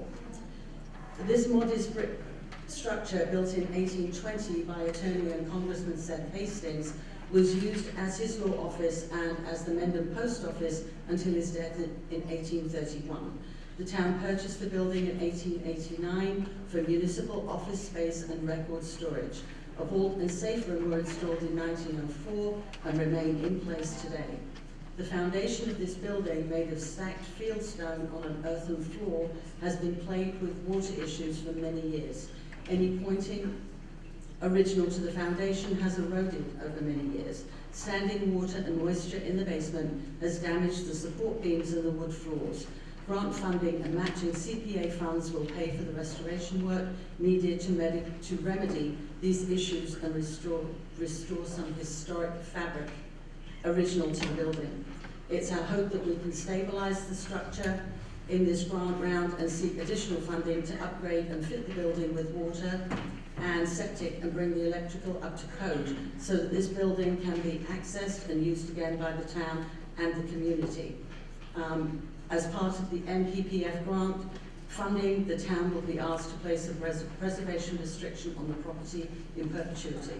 If we do not receive the grant, the money requested will remain in CPA funds and not withdrawn. Thank you. Do we have a recommendation from the Finance Committee? Mr. Moderator, the Finance Committee recommends that the town support Article 26. Thank you. Any further discussion? Okay, moving on to a vote. I am opening. Dan? Dan, about 100 Providence Street, don't we need to amend this to correct the parcel number? I think that's the next one. Okay, am I reading the wrong thing? Not yet. This is Article 26. Wait. Dan, it does have it in there. And I just screwed this up, hang on. Put it back to where it was. Article 26 doesn't mention a parcel identification number, that's Article 27. No, I'm saying, I have the printed warrant right here, Article. It's being changed, hang on a second. Okay.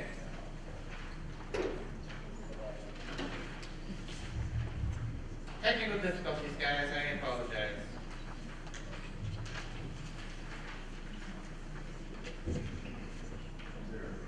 This is Article 26. This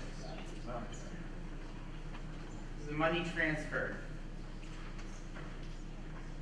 Okay. So,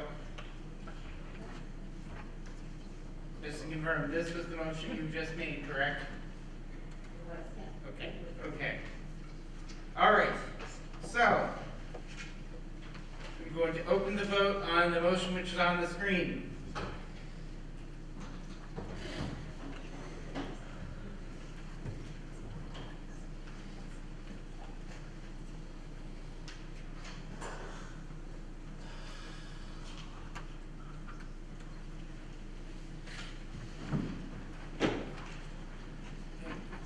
going to close the vote.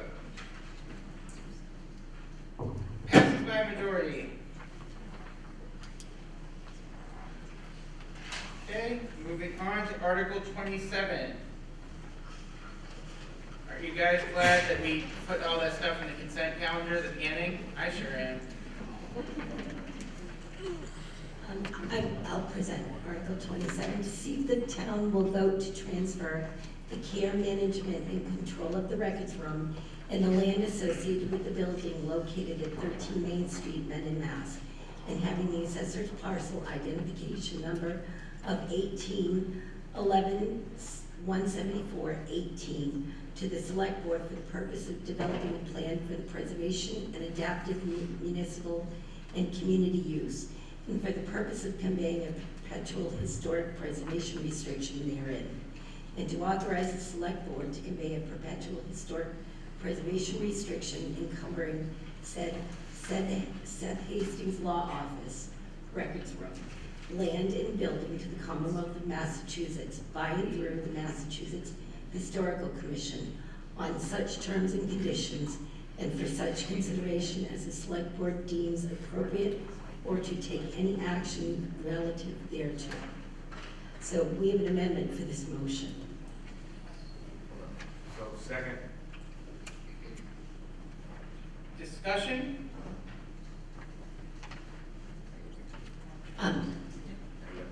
Okay, we're going to present an amendment to this. I need to talk to town council about this really quick.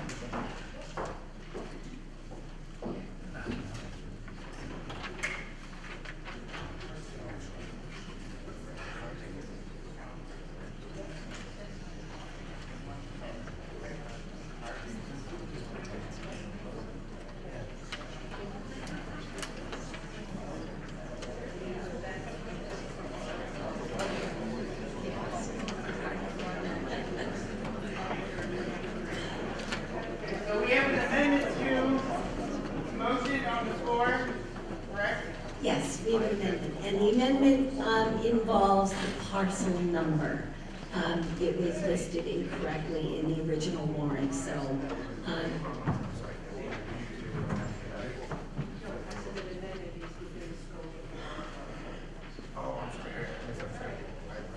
Okay, so any discussion on amending, this is to amend the motion to change the parcel ID number. Anybody set on using the wrong parcel ID number, please speak now. Otherwise, I'm going to call a vote. All right, I'm going to open the vote on this.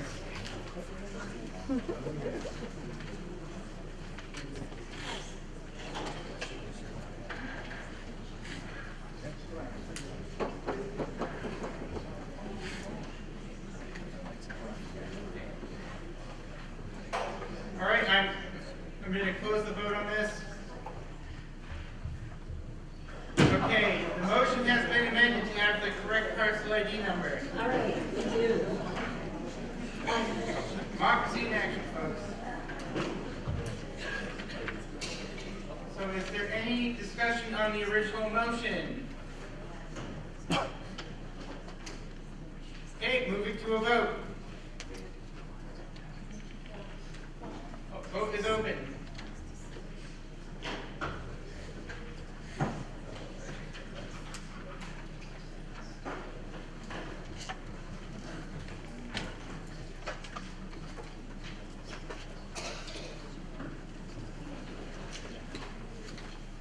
Okay, I'm going to close the vote.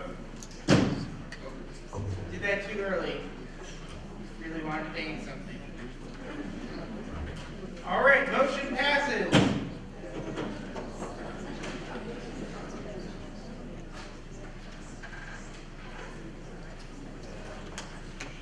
Okay, Article 28 from the CPC. The Community Preservation Committee recommends that the town pass over this article, and I so move. All right, discussion. We put out an RFP for an affordable housing project, but we didn't get any proposals. And we talked to the people that were interested to find out how we might change it in the future, but so we don't need to use this article. Thank you. Any further discussion on passing it over? Okay, moving to a vote. Sorry if I missed someone.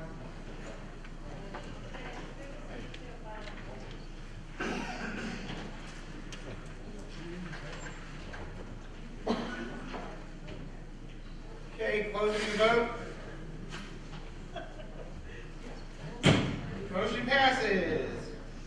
Article 29, CPC.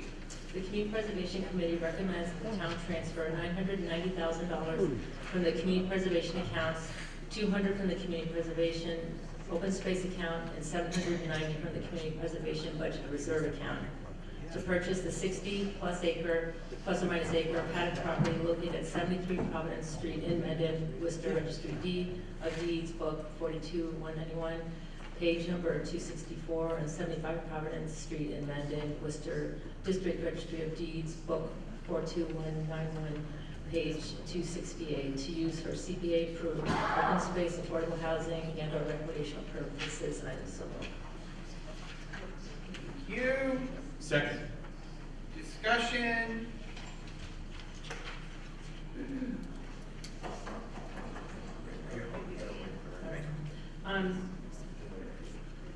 Before I even start talking about the specifics of this article, this land purchase will require no new taxes, no override, no debt exclusion.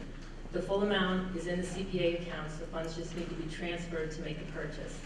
The CPA accounts in FY24 would still be well funded if the town votes to purchase this property along with all the other votes made tonight. There would be more than $2.5 million left for FY24. The CPA funds can be used for 4 categories: open space preservation, historical preservation, affordable housing, and active recreation. CPA funds were created because these are the 4 categories of funding that most towns put in the back burner and do not fund. However, they are the core of what keeps the character and history of a town and improve the quality of life for residents. It's easy for a town to become overbuilt or lose its charm, and the paddock property fulfills all 4 of these CPA categories.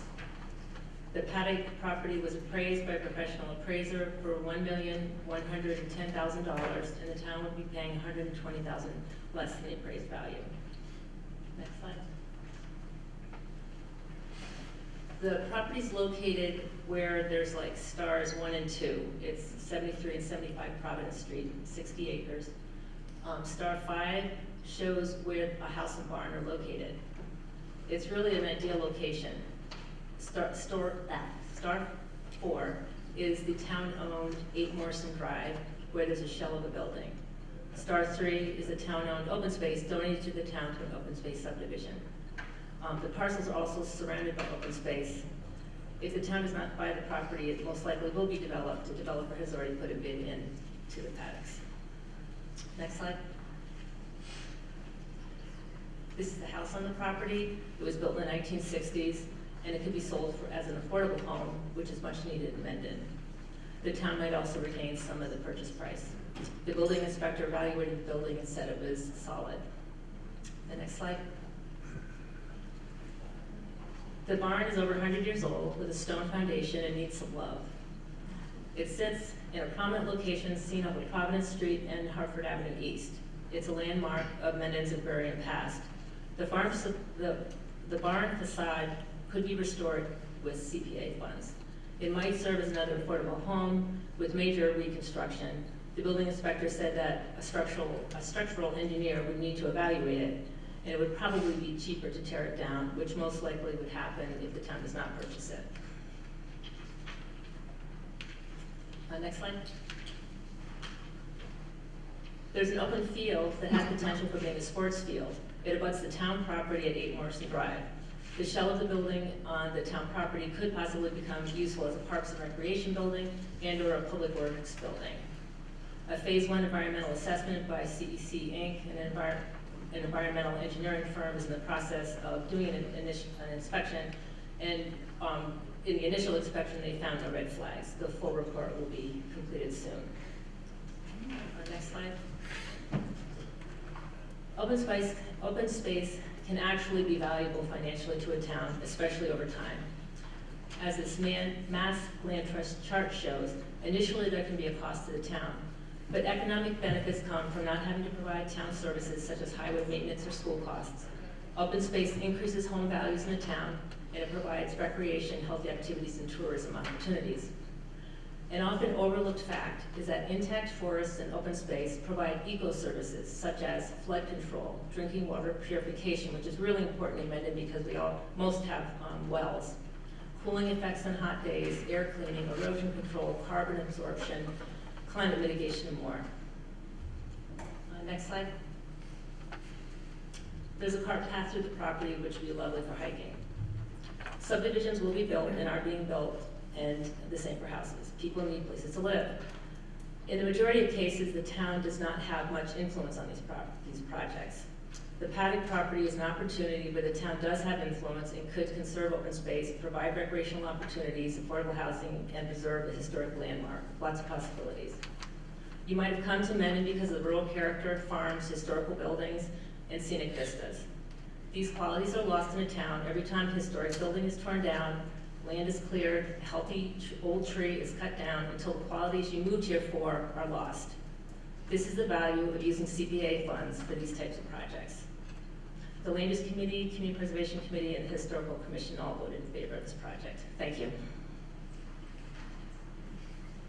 Okay, do we have a Finance Committee recommendation on this? Mr. Moderator, the Finance Committee was in a split vote, 2-2, so therefore we have no recommendation to the town. Thank you. Further discussion? Sir? David Tenio, 60 North Ave.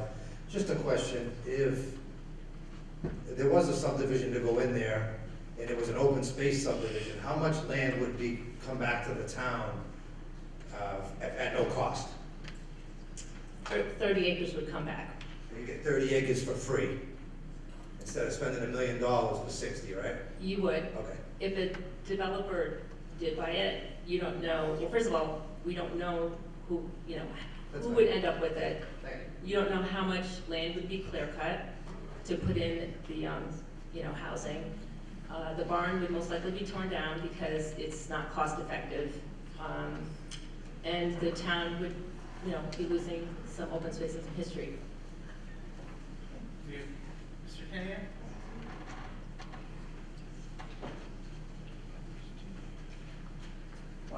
Lonnie Tenio, 60 North End, 60C North End. But we do know the answers to those questions, just as I brought up in the Board of Selectmen meeting the other night. I did step down as a member of the Board of Selectmen because it was my brother and I that actually made the offer for the property. It would be a very short cul-de-sac with 8 lots, because you can only do 8 lots, and then you can make the road as long as you want, but you can only do 8 lots. So to maximize that, you do keep the shorter road, and then you give the open space back to the town, which is the plan. And also, to keep the barn and to keep the house, nothing would be raised. We would keep everything that is being offered here, but you would get most of that land back at no cost. Plus, as a real estate professional, the appraisal that was done, I don't feel is 100% correct. I don't believe we're being presented the right amount of money. The comps that were used were way off the charts of what this piece of land actually is. If anybody has read the appraisal that's in the real estate field, you may agree with me or maybe not. I just feel like it's a very inflated price, and $1 million for this land is very, very high. I disagree with the appraisal price. It's, a professional appraiser did it. It's a 54-page report that was very thorough, comparing properties nearby. In their appraisal report, they cut out the house and the barn to sell, but it could be sold separately, and the value of that came up to be $440,000, which is very believable. If you read the paper and see what houses are selling for in Mendon, you know that that would be very likely. And then you're left with 57 acres, 500 feet of road frontage. You could put at least 8 houses in there, and so the price, I think, is very realistic. I'm going to go to the speaker on this microphone over here and then return to this microphone. Kathy Schofield, 135 Blackstone Street. I just wanted to comment about the amount of development and growth in this community, of which we're just on the cusp of really starting to boom on our own. Preserving some of that, I think, is very important in this community. Unlike Upton, we don't have a forest, a protected forest. Open wildlife corridors are very important. I think a lot of property owners understand that, you know, your coyotes are coming out. And I think, you know, established woodlands, it will take a lifetime to reestablish a lot of this green space. So I would suggest or ask people to support this. You? Mike Krager, 16 Colonial Drive. While I appreciate the opinions around keeping open space, anybody paying attention to the numbers of the financial impacts to this town and where we are going financially, there are other opportunities that we might be able to identify for utilizing this that are better for the town from a money perspective. I think we should be considering that. I appreciate what was put up on the screen to show that this parcel has an opportunity to be a long-term economic benefit. Those numbers in that graph has no data, there's nothing on any axis. It's not based off of real application of this exact parcel. Anybody can make any graph look great. So I am personally not in favor of this. I would like to find alternative ways to bring financial benefit to the town utilizing this property. So that's it. I just would like to comment on a couple of those things. The chart wasn't specific to this property, but multiple studies do support the fact that open space does not cost the town money and can, it's not, it doesn't hurt the town financially and sometimes can improve, especially by improving house values. This is zoned residential, so what would be put in there is housing, and housing is not a moneymaker. Commercial is, but it's not zone commercial. And I'm glad that we passed that mixed use bylaw so that we can bring in more commercial. That's important.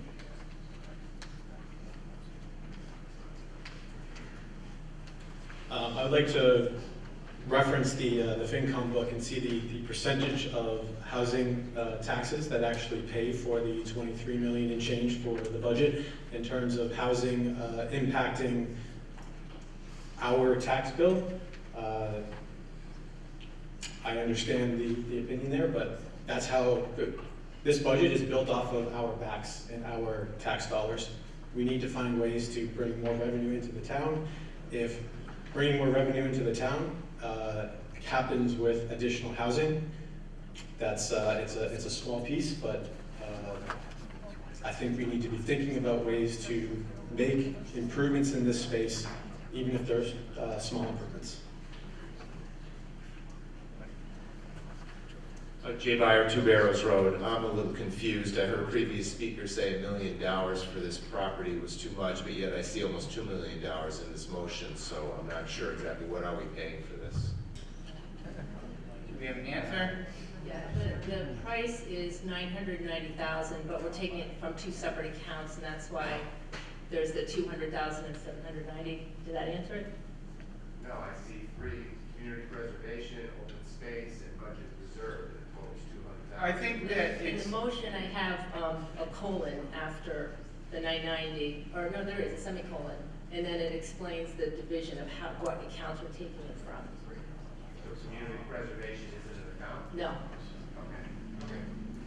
I think it's two different community preservation accounts that add up to 990,000, correct?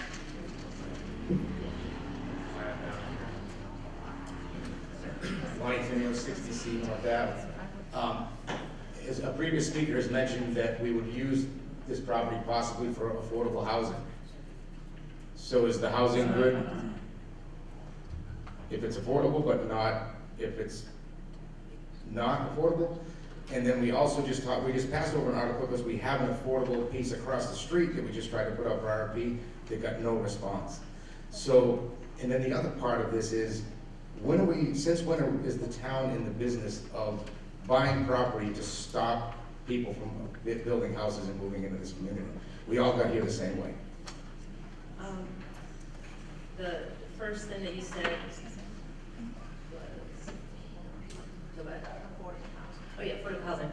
When you use CPA funds, you have to use those 4 categories. And so we couldn't turn around and just sell the house for whatever we wanted. We have to sell it as affordable, but we need affordable housing. And this isn't to prevent developers. Like I said, subdivisions are gonna be built, and houses are gonna be built, and that's fine. This just happens to be an opportunity where the town could buy it and provide some affordable housing, preserve a historic barn, provide open space and recreation with the sports field. And so that's what CPA funds are for, is these kinds of projects that towns just say, forget it, we don't want to do it. Sir? Tom Johnson, 4 Cranberry Court. I see this as a great opportunity to add contiguous space. We can take the motion to connect the parcel at the end of whatever the road is there and create by 80 acres, 60 acres, and make this almost 100 acres by using the other 24 acres that are already there. I'm curious, given the intersection that's already been changed once because it was so dangerous, how are we going to put a cul-de-sac into that corner of the street to empty out the Providence Road, Hartford Road? Go ahead. Sure, well, I don't ask for discretion, it's not part of the, it has nothing. Yes, so that, we're not discussing the actual plans of the area. This is just about the transfer of the land. Call for the vote. I'm going to, unless we have new information, yeah? What, 350 Open Street? Oh, I was talking, okay. How much land does the town have in open space now? We have a number? About 600 acres. Some of that was donated, a lot of it was tax taking a long time ago, some were bought with grants, some CPA funds were used. But when you drive around town, most of the open space you see, the farms that you admire are not protected. So my question is this, who is the largest landowner in Mendon? Is it Mendon? I mean, it might be, you have the schools, you have How much the, land do we need? Let's get some taxes. Ma'am? I just have a question, there's someone who had their hand raised first. I was talking to her and then I'll come back to you. No, it's the person behind you. Please, I'm gonna ask, if you have a question, please come down to the microphone, because, and I'll call on you next. Michelle Balmacote, One Jewel Crossing. I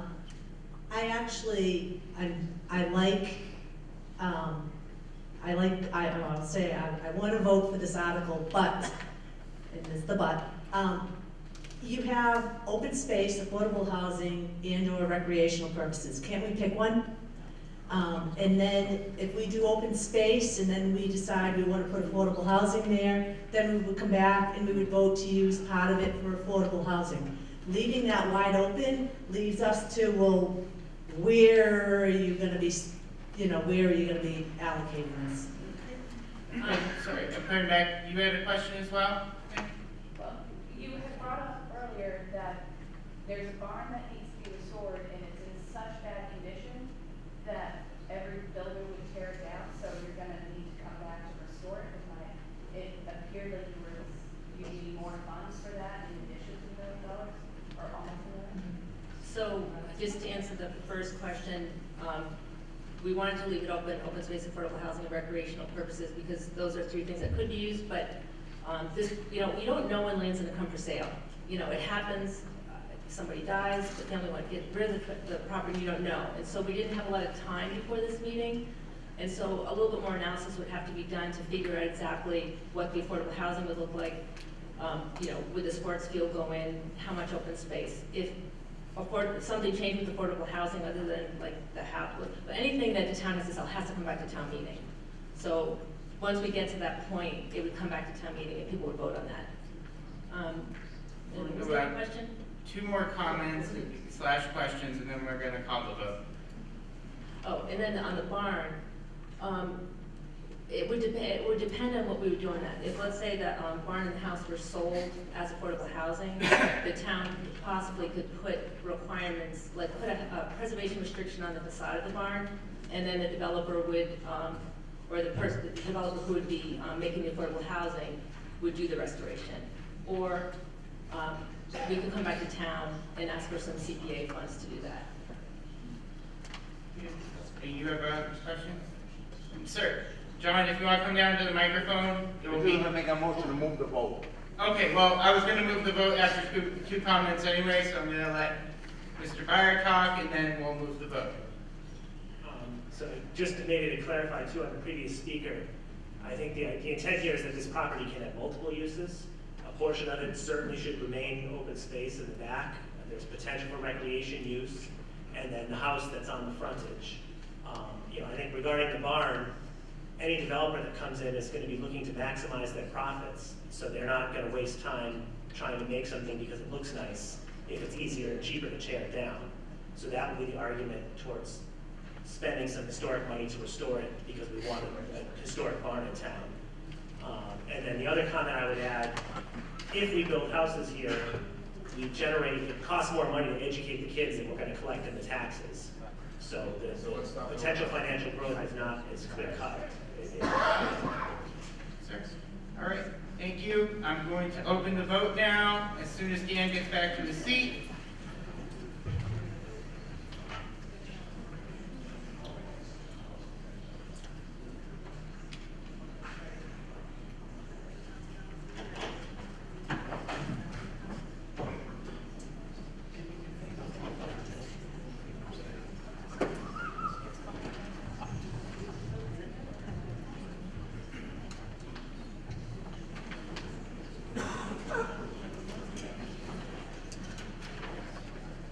Okay, I am going to, so folks trickling in. Going to close every time. I'm closing it now. Okay, the motion passes.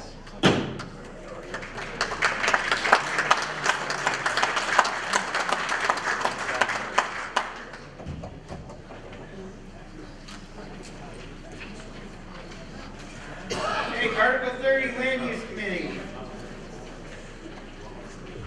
In Mazar, Pleasant Street, the Land Use Committee recommends the town vote to establish a conservation restriction on the 3.51 Sorry, I'm just going to interrupt really quick. I see there's some folks leaving. Please make sure you turn in your clickers on the way out. That's number 3. All right, please. Let's see. Access easement to parcel C on 8 Morrison Drive. Such easement is adjacent to and will provide access to the 24.5 acre Applewood open space parcel C as seen on the Gary R. Howland, Inc. Engineering and Land Survey Plan entitled Easement Plan of Land, 8 Morrison Drive, Mendon, Mass. Dated June 12, 2022, sheet 1, and it's a load. Discussion? Second. Oh, So this is the Applewood open space that was donated to the town through an open space subdivision. And the access currently is an easement through someone's lawn, which is not good. And so since we can access it through 8 Morrison Drive, that parcel that's the red star is 8 Morrison Drive. The blue star is where the access easement would be. And so we want to change in use from like residential or the town being able to, I don't know, do whatever they want, to have it go with the conservation restriction. And it doesn't affect the value of the 8 Morrison Drive in case the town wanted to sell it. It's mostly wetlands. So the vote is to just change the use so that we can include that with the conservation restriction of the Applewood open space, which is the green star. further discussion? Okay, I'm going to open the vote.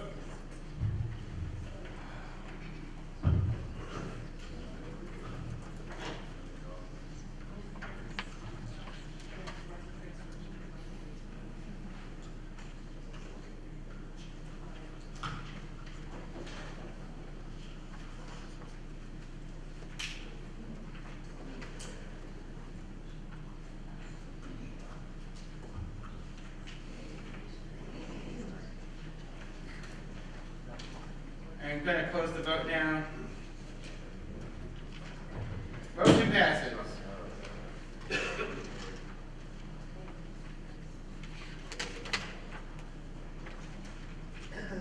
Article 31, CPC. The Community Preservation Committee recommends the town transfer. Sorry, point of order just on the last article. It said majority, but I believe it needs to be a two-thirds. Just want to make sure we got the vote. And I didn't see the Harris is at 2/3.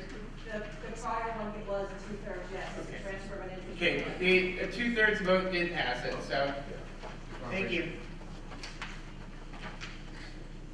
The Community Preservation recommends that the town transfer $22,450 from the Community Preservation Budget Reserve Account for conservation restriction on the 60-plus acre paddock property located at 73 Providence Street, Mendon, Mass. District Registry of Deeds, Book 42191, page 262, and 75 Providence Street in Mendon, Worcester. District Registry of Deeds, Book 42191, page 268, and I so move. Okay, second. Thank you. Discussion? When you use CPA funds, you have to put a restriction on the property. That's so in 10, 20, 50 years, someone won't violate the restriction. For example, if it's open space, they can't build on it. If it's affordable housing, it has to stay affordable housing. And so that's what this money is for putting together the restriction. And you have to do like a baseline survey, and also the organization that would hold the conservation restriction gets funding because they're monitoring it in perpetuity. Thank you. Do we have a Finance Committee recommendation? Mr. Moderator, in another split vote 2-2, the Finance Committee offers no recommendation of the town. Thank you. Further discussion? Okay. Seeing no hands, I'm going to call a vote, which is now open.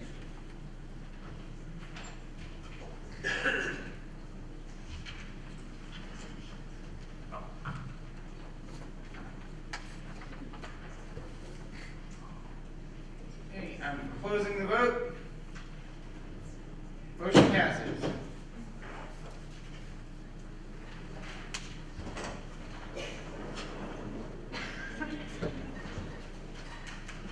Okay, Article 33, Select Board. Move the town vote to transfer the care, custody, management, control of approximately a quarter acre of town-owned land located at 50 Milford Street as shown on lots 1 and 2 of Block C on a plan entitled Edgewood by Hatfield Oval Realty Corp. Dated May 1927, recorded in the Worcester Registry of Deeds, Book 50, page 16, from the Select Board for general municipal purposes to the Select Board for disposition and ISO. Discussion? Sorry, do we have a second? Second. Thank you. Discussion? Yeah, this particular piece of property was taken for taxes decades ago. It's landlocked. There is a landowner that owns all the land completely around it. They thought they owned this piece as well, and they've actually been paying taxes on this land since they bought it. And they found out that they don't own this quarter piece in the middle of everything else. So the town would just like to transfer it so that we have the ability to sell.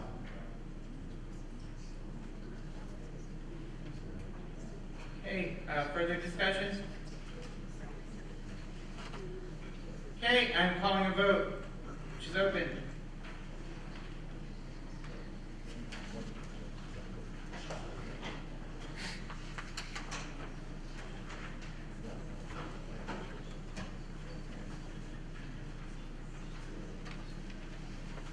Okay, I'm closing the vote.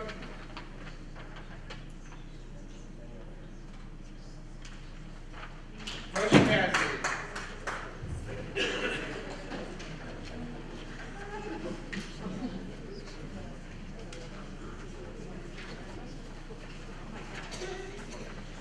Article 34, the Historic District Committee. Who is presenting this?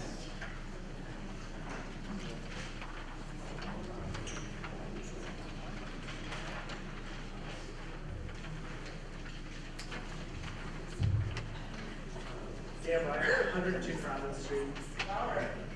Dan Byer, 102 Providence Street. I'm also the Vice Chair of the Historic District Commission.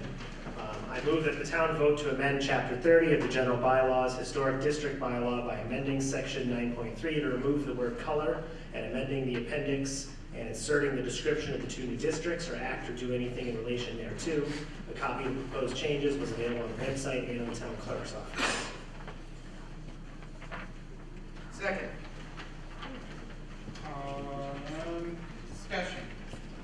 This article is to correct mistakes in the district bylaw that were overlooked in the last meeting. There's a typo that resulted in contradictory language with the word color appearing in this section when it's not regulated by the bylaw, and it's actually excluded somewhere else. And then the second portion is just to add in the definitions of the two new districts. In the appendix, we did approve the districts at a previous town meeting. We inserted the maps. We just forgot to update the text in the bylaw. It doesn't change the validity of the district. It's really just a housekeeping item. Thank you. Further discussion? All right, I am going to call a vote. As soon as Dan gets back to his seat. Gets that glue of the town. All right, vote is open.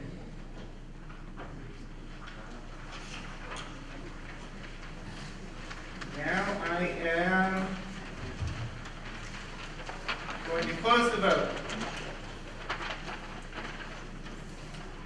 Motion passes.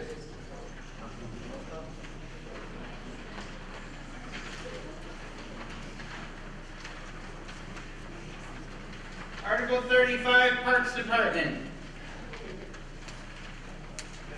I'll just do this for back here and talk about it. Sounds good. Dan Byer, 102 Providence Street. I move that the town vote to transfer $5,000 from free cash to purchase water testing equipment and related supplies. Second. Discussion? This article is to allow us to purchase equipment for water quality testing. More specifically, we're looking to purchase a colorimeter, which is a device that shines light through a sample and analyze it, E. coli test kits, and related equipment to indicate samples, as well as related supplies and consumables. These are simple test devices that can be operated by a layperson with minimal training. This is to enable DIY testing of main hitlock and perhaps other environmental water sources in the future. As we continue to work on improving the lake and studying these issues, it is apparent there's a need for more data. Lab testing is very expensive, and we have increased the budget. There's still a need for more cost-effective options. Just for some comparisons, the lab E. coli test is $46 versus $8 if we did it ourselves. Phosphorus, nitrogen, 30 or 40 sample versus $5. Plus, we're paying $80 just for them to show up and take the sample. This equipment will allow us to work with volunteers to collect a large volume of data to better understand what's going on. It would not replace the required testing per state law, but it will allow us to expand the program just to get more information. Thank you. Do we have a Finance Committee recommendation? Mr. Moderator, the Finance Committee recommends that the town approve Article 35. Thank you. Any further discussion? All right, opening the vote.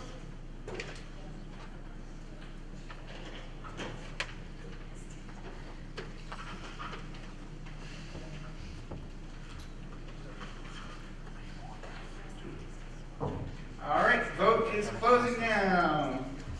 And it passes.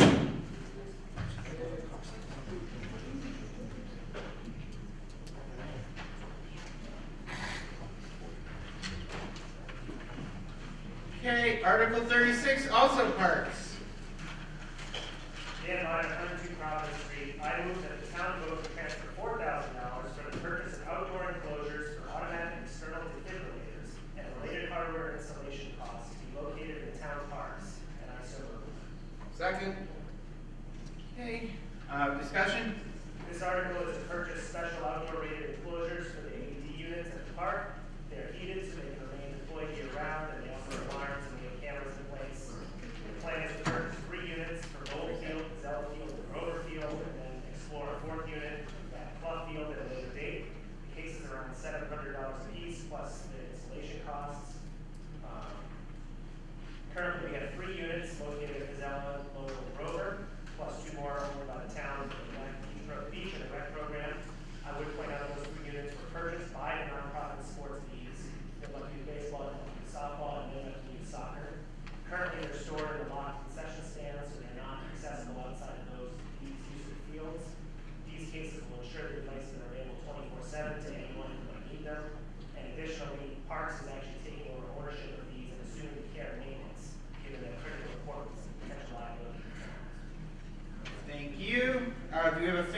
recommendation?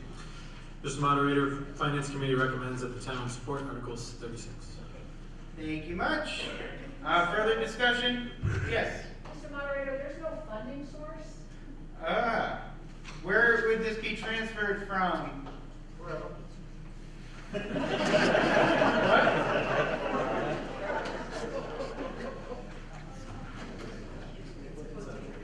And can we make an amendment to the motion to identify a funding source? I believe it's just supposed to be free cash. but Yeah, I make a motion. yeah, it's supposed to be free cash. I'll make a motion to transfer the money from free cash under the stipulators. You need a special motion? I think we need to amend it. Right. Move to amend the motion to transfer from free cash. Thank you. So now we have discussion on the amendment to the motion to add in that this is coming from free cash. I just want to point out, this is a typo in the original and in the discussion with the FinCom. The $4,000 was coming from free cash. It is on the spreadsheet, it's coming from free cash. It's just, it was just, somebody's fingers just left out that little piece of information about where it was being transferred from.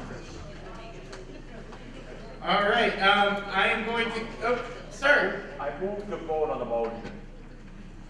To vote on the, you mean the amendment? The amendment. Yes, that's what we're gonna do right now. Vote open.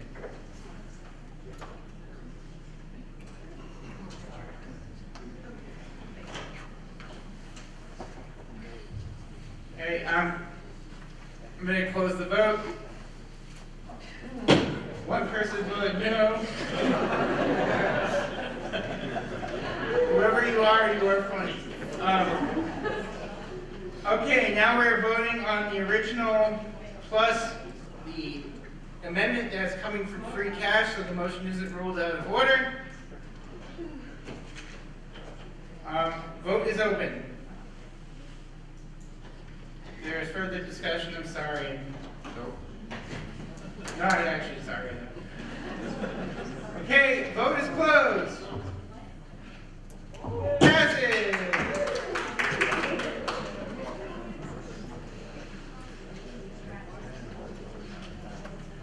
All right, Article 37, Select Board. I move the town vote to transfer $20,000 from free cash for community celebrations, and I so move. Second. Discussion. We have a long tradition of doing community celebrations, and each year we have to do transfers, and what we decided to do after this terrific Rock the Block last year was to put a permanent fund in place. That this $20,000 is going into a community celebration fund, so that we have the money already established, so that we can continue this year after year. Yeah, that's wonderful. FinCom, you have a recommendation? That was a little disrespectful. I had to put up with it for 32 years, so. And you're gonna have to put up I'm with allowed a little bit of snark. Mr. Moderator, the Finance Committee is extremely excited to recommend to the town to support Article 37. I was just trying to celebrate, was all. Yeah, Cinco de Mayo Plus is a community celebration, that's what it's about. And hey, how about a vote? Hey, moving is the next property. September 9th. Okay. Sorry. Dan Meyer, 100 Congress Street. I guess clarification. So in the FinCom book, it was a special article, the funds left from the 350 that was listed.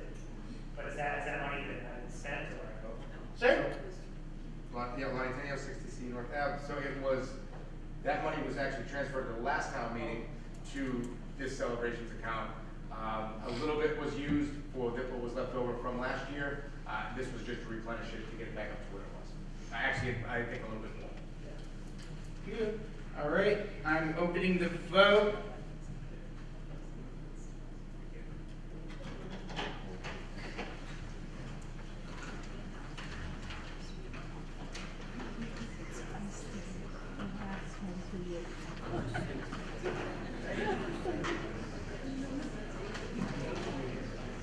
Okay, I'm going to close the vote.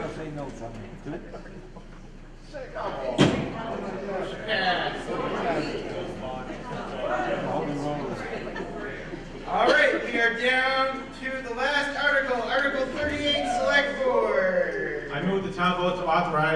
select board to grant Verizon New England, Inc. an easement in perpetuity to lay, construct, reconstruct, operate, maintain, replace, and remove lines for the transmission of intelligence and telecommunications upon, over, under, and across land shown on Town of Mendon Assessors Map 11, Block 174, Lot 18, and Lot 20, and I so move. Second. This is actually the, at the town hall, and the town hall annex of the, for the former Taft Public Library, and you see the construction going on there, and Verizon is requiring this in order for them to put the lines underneath and maintain the easement, so they have access in perpetuity. I'm gonna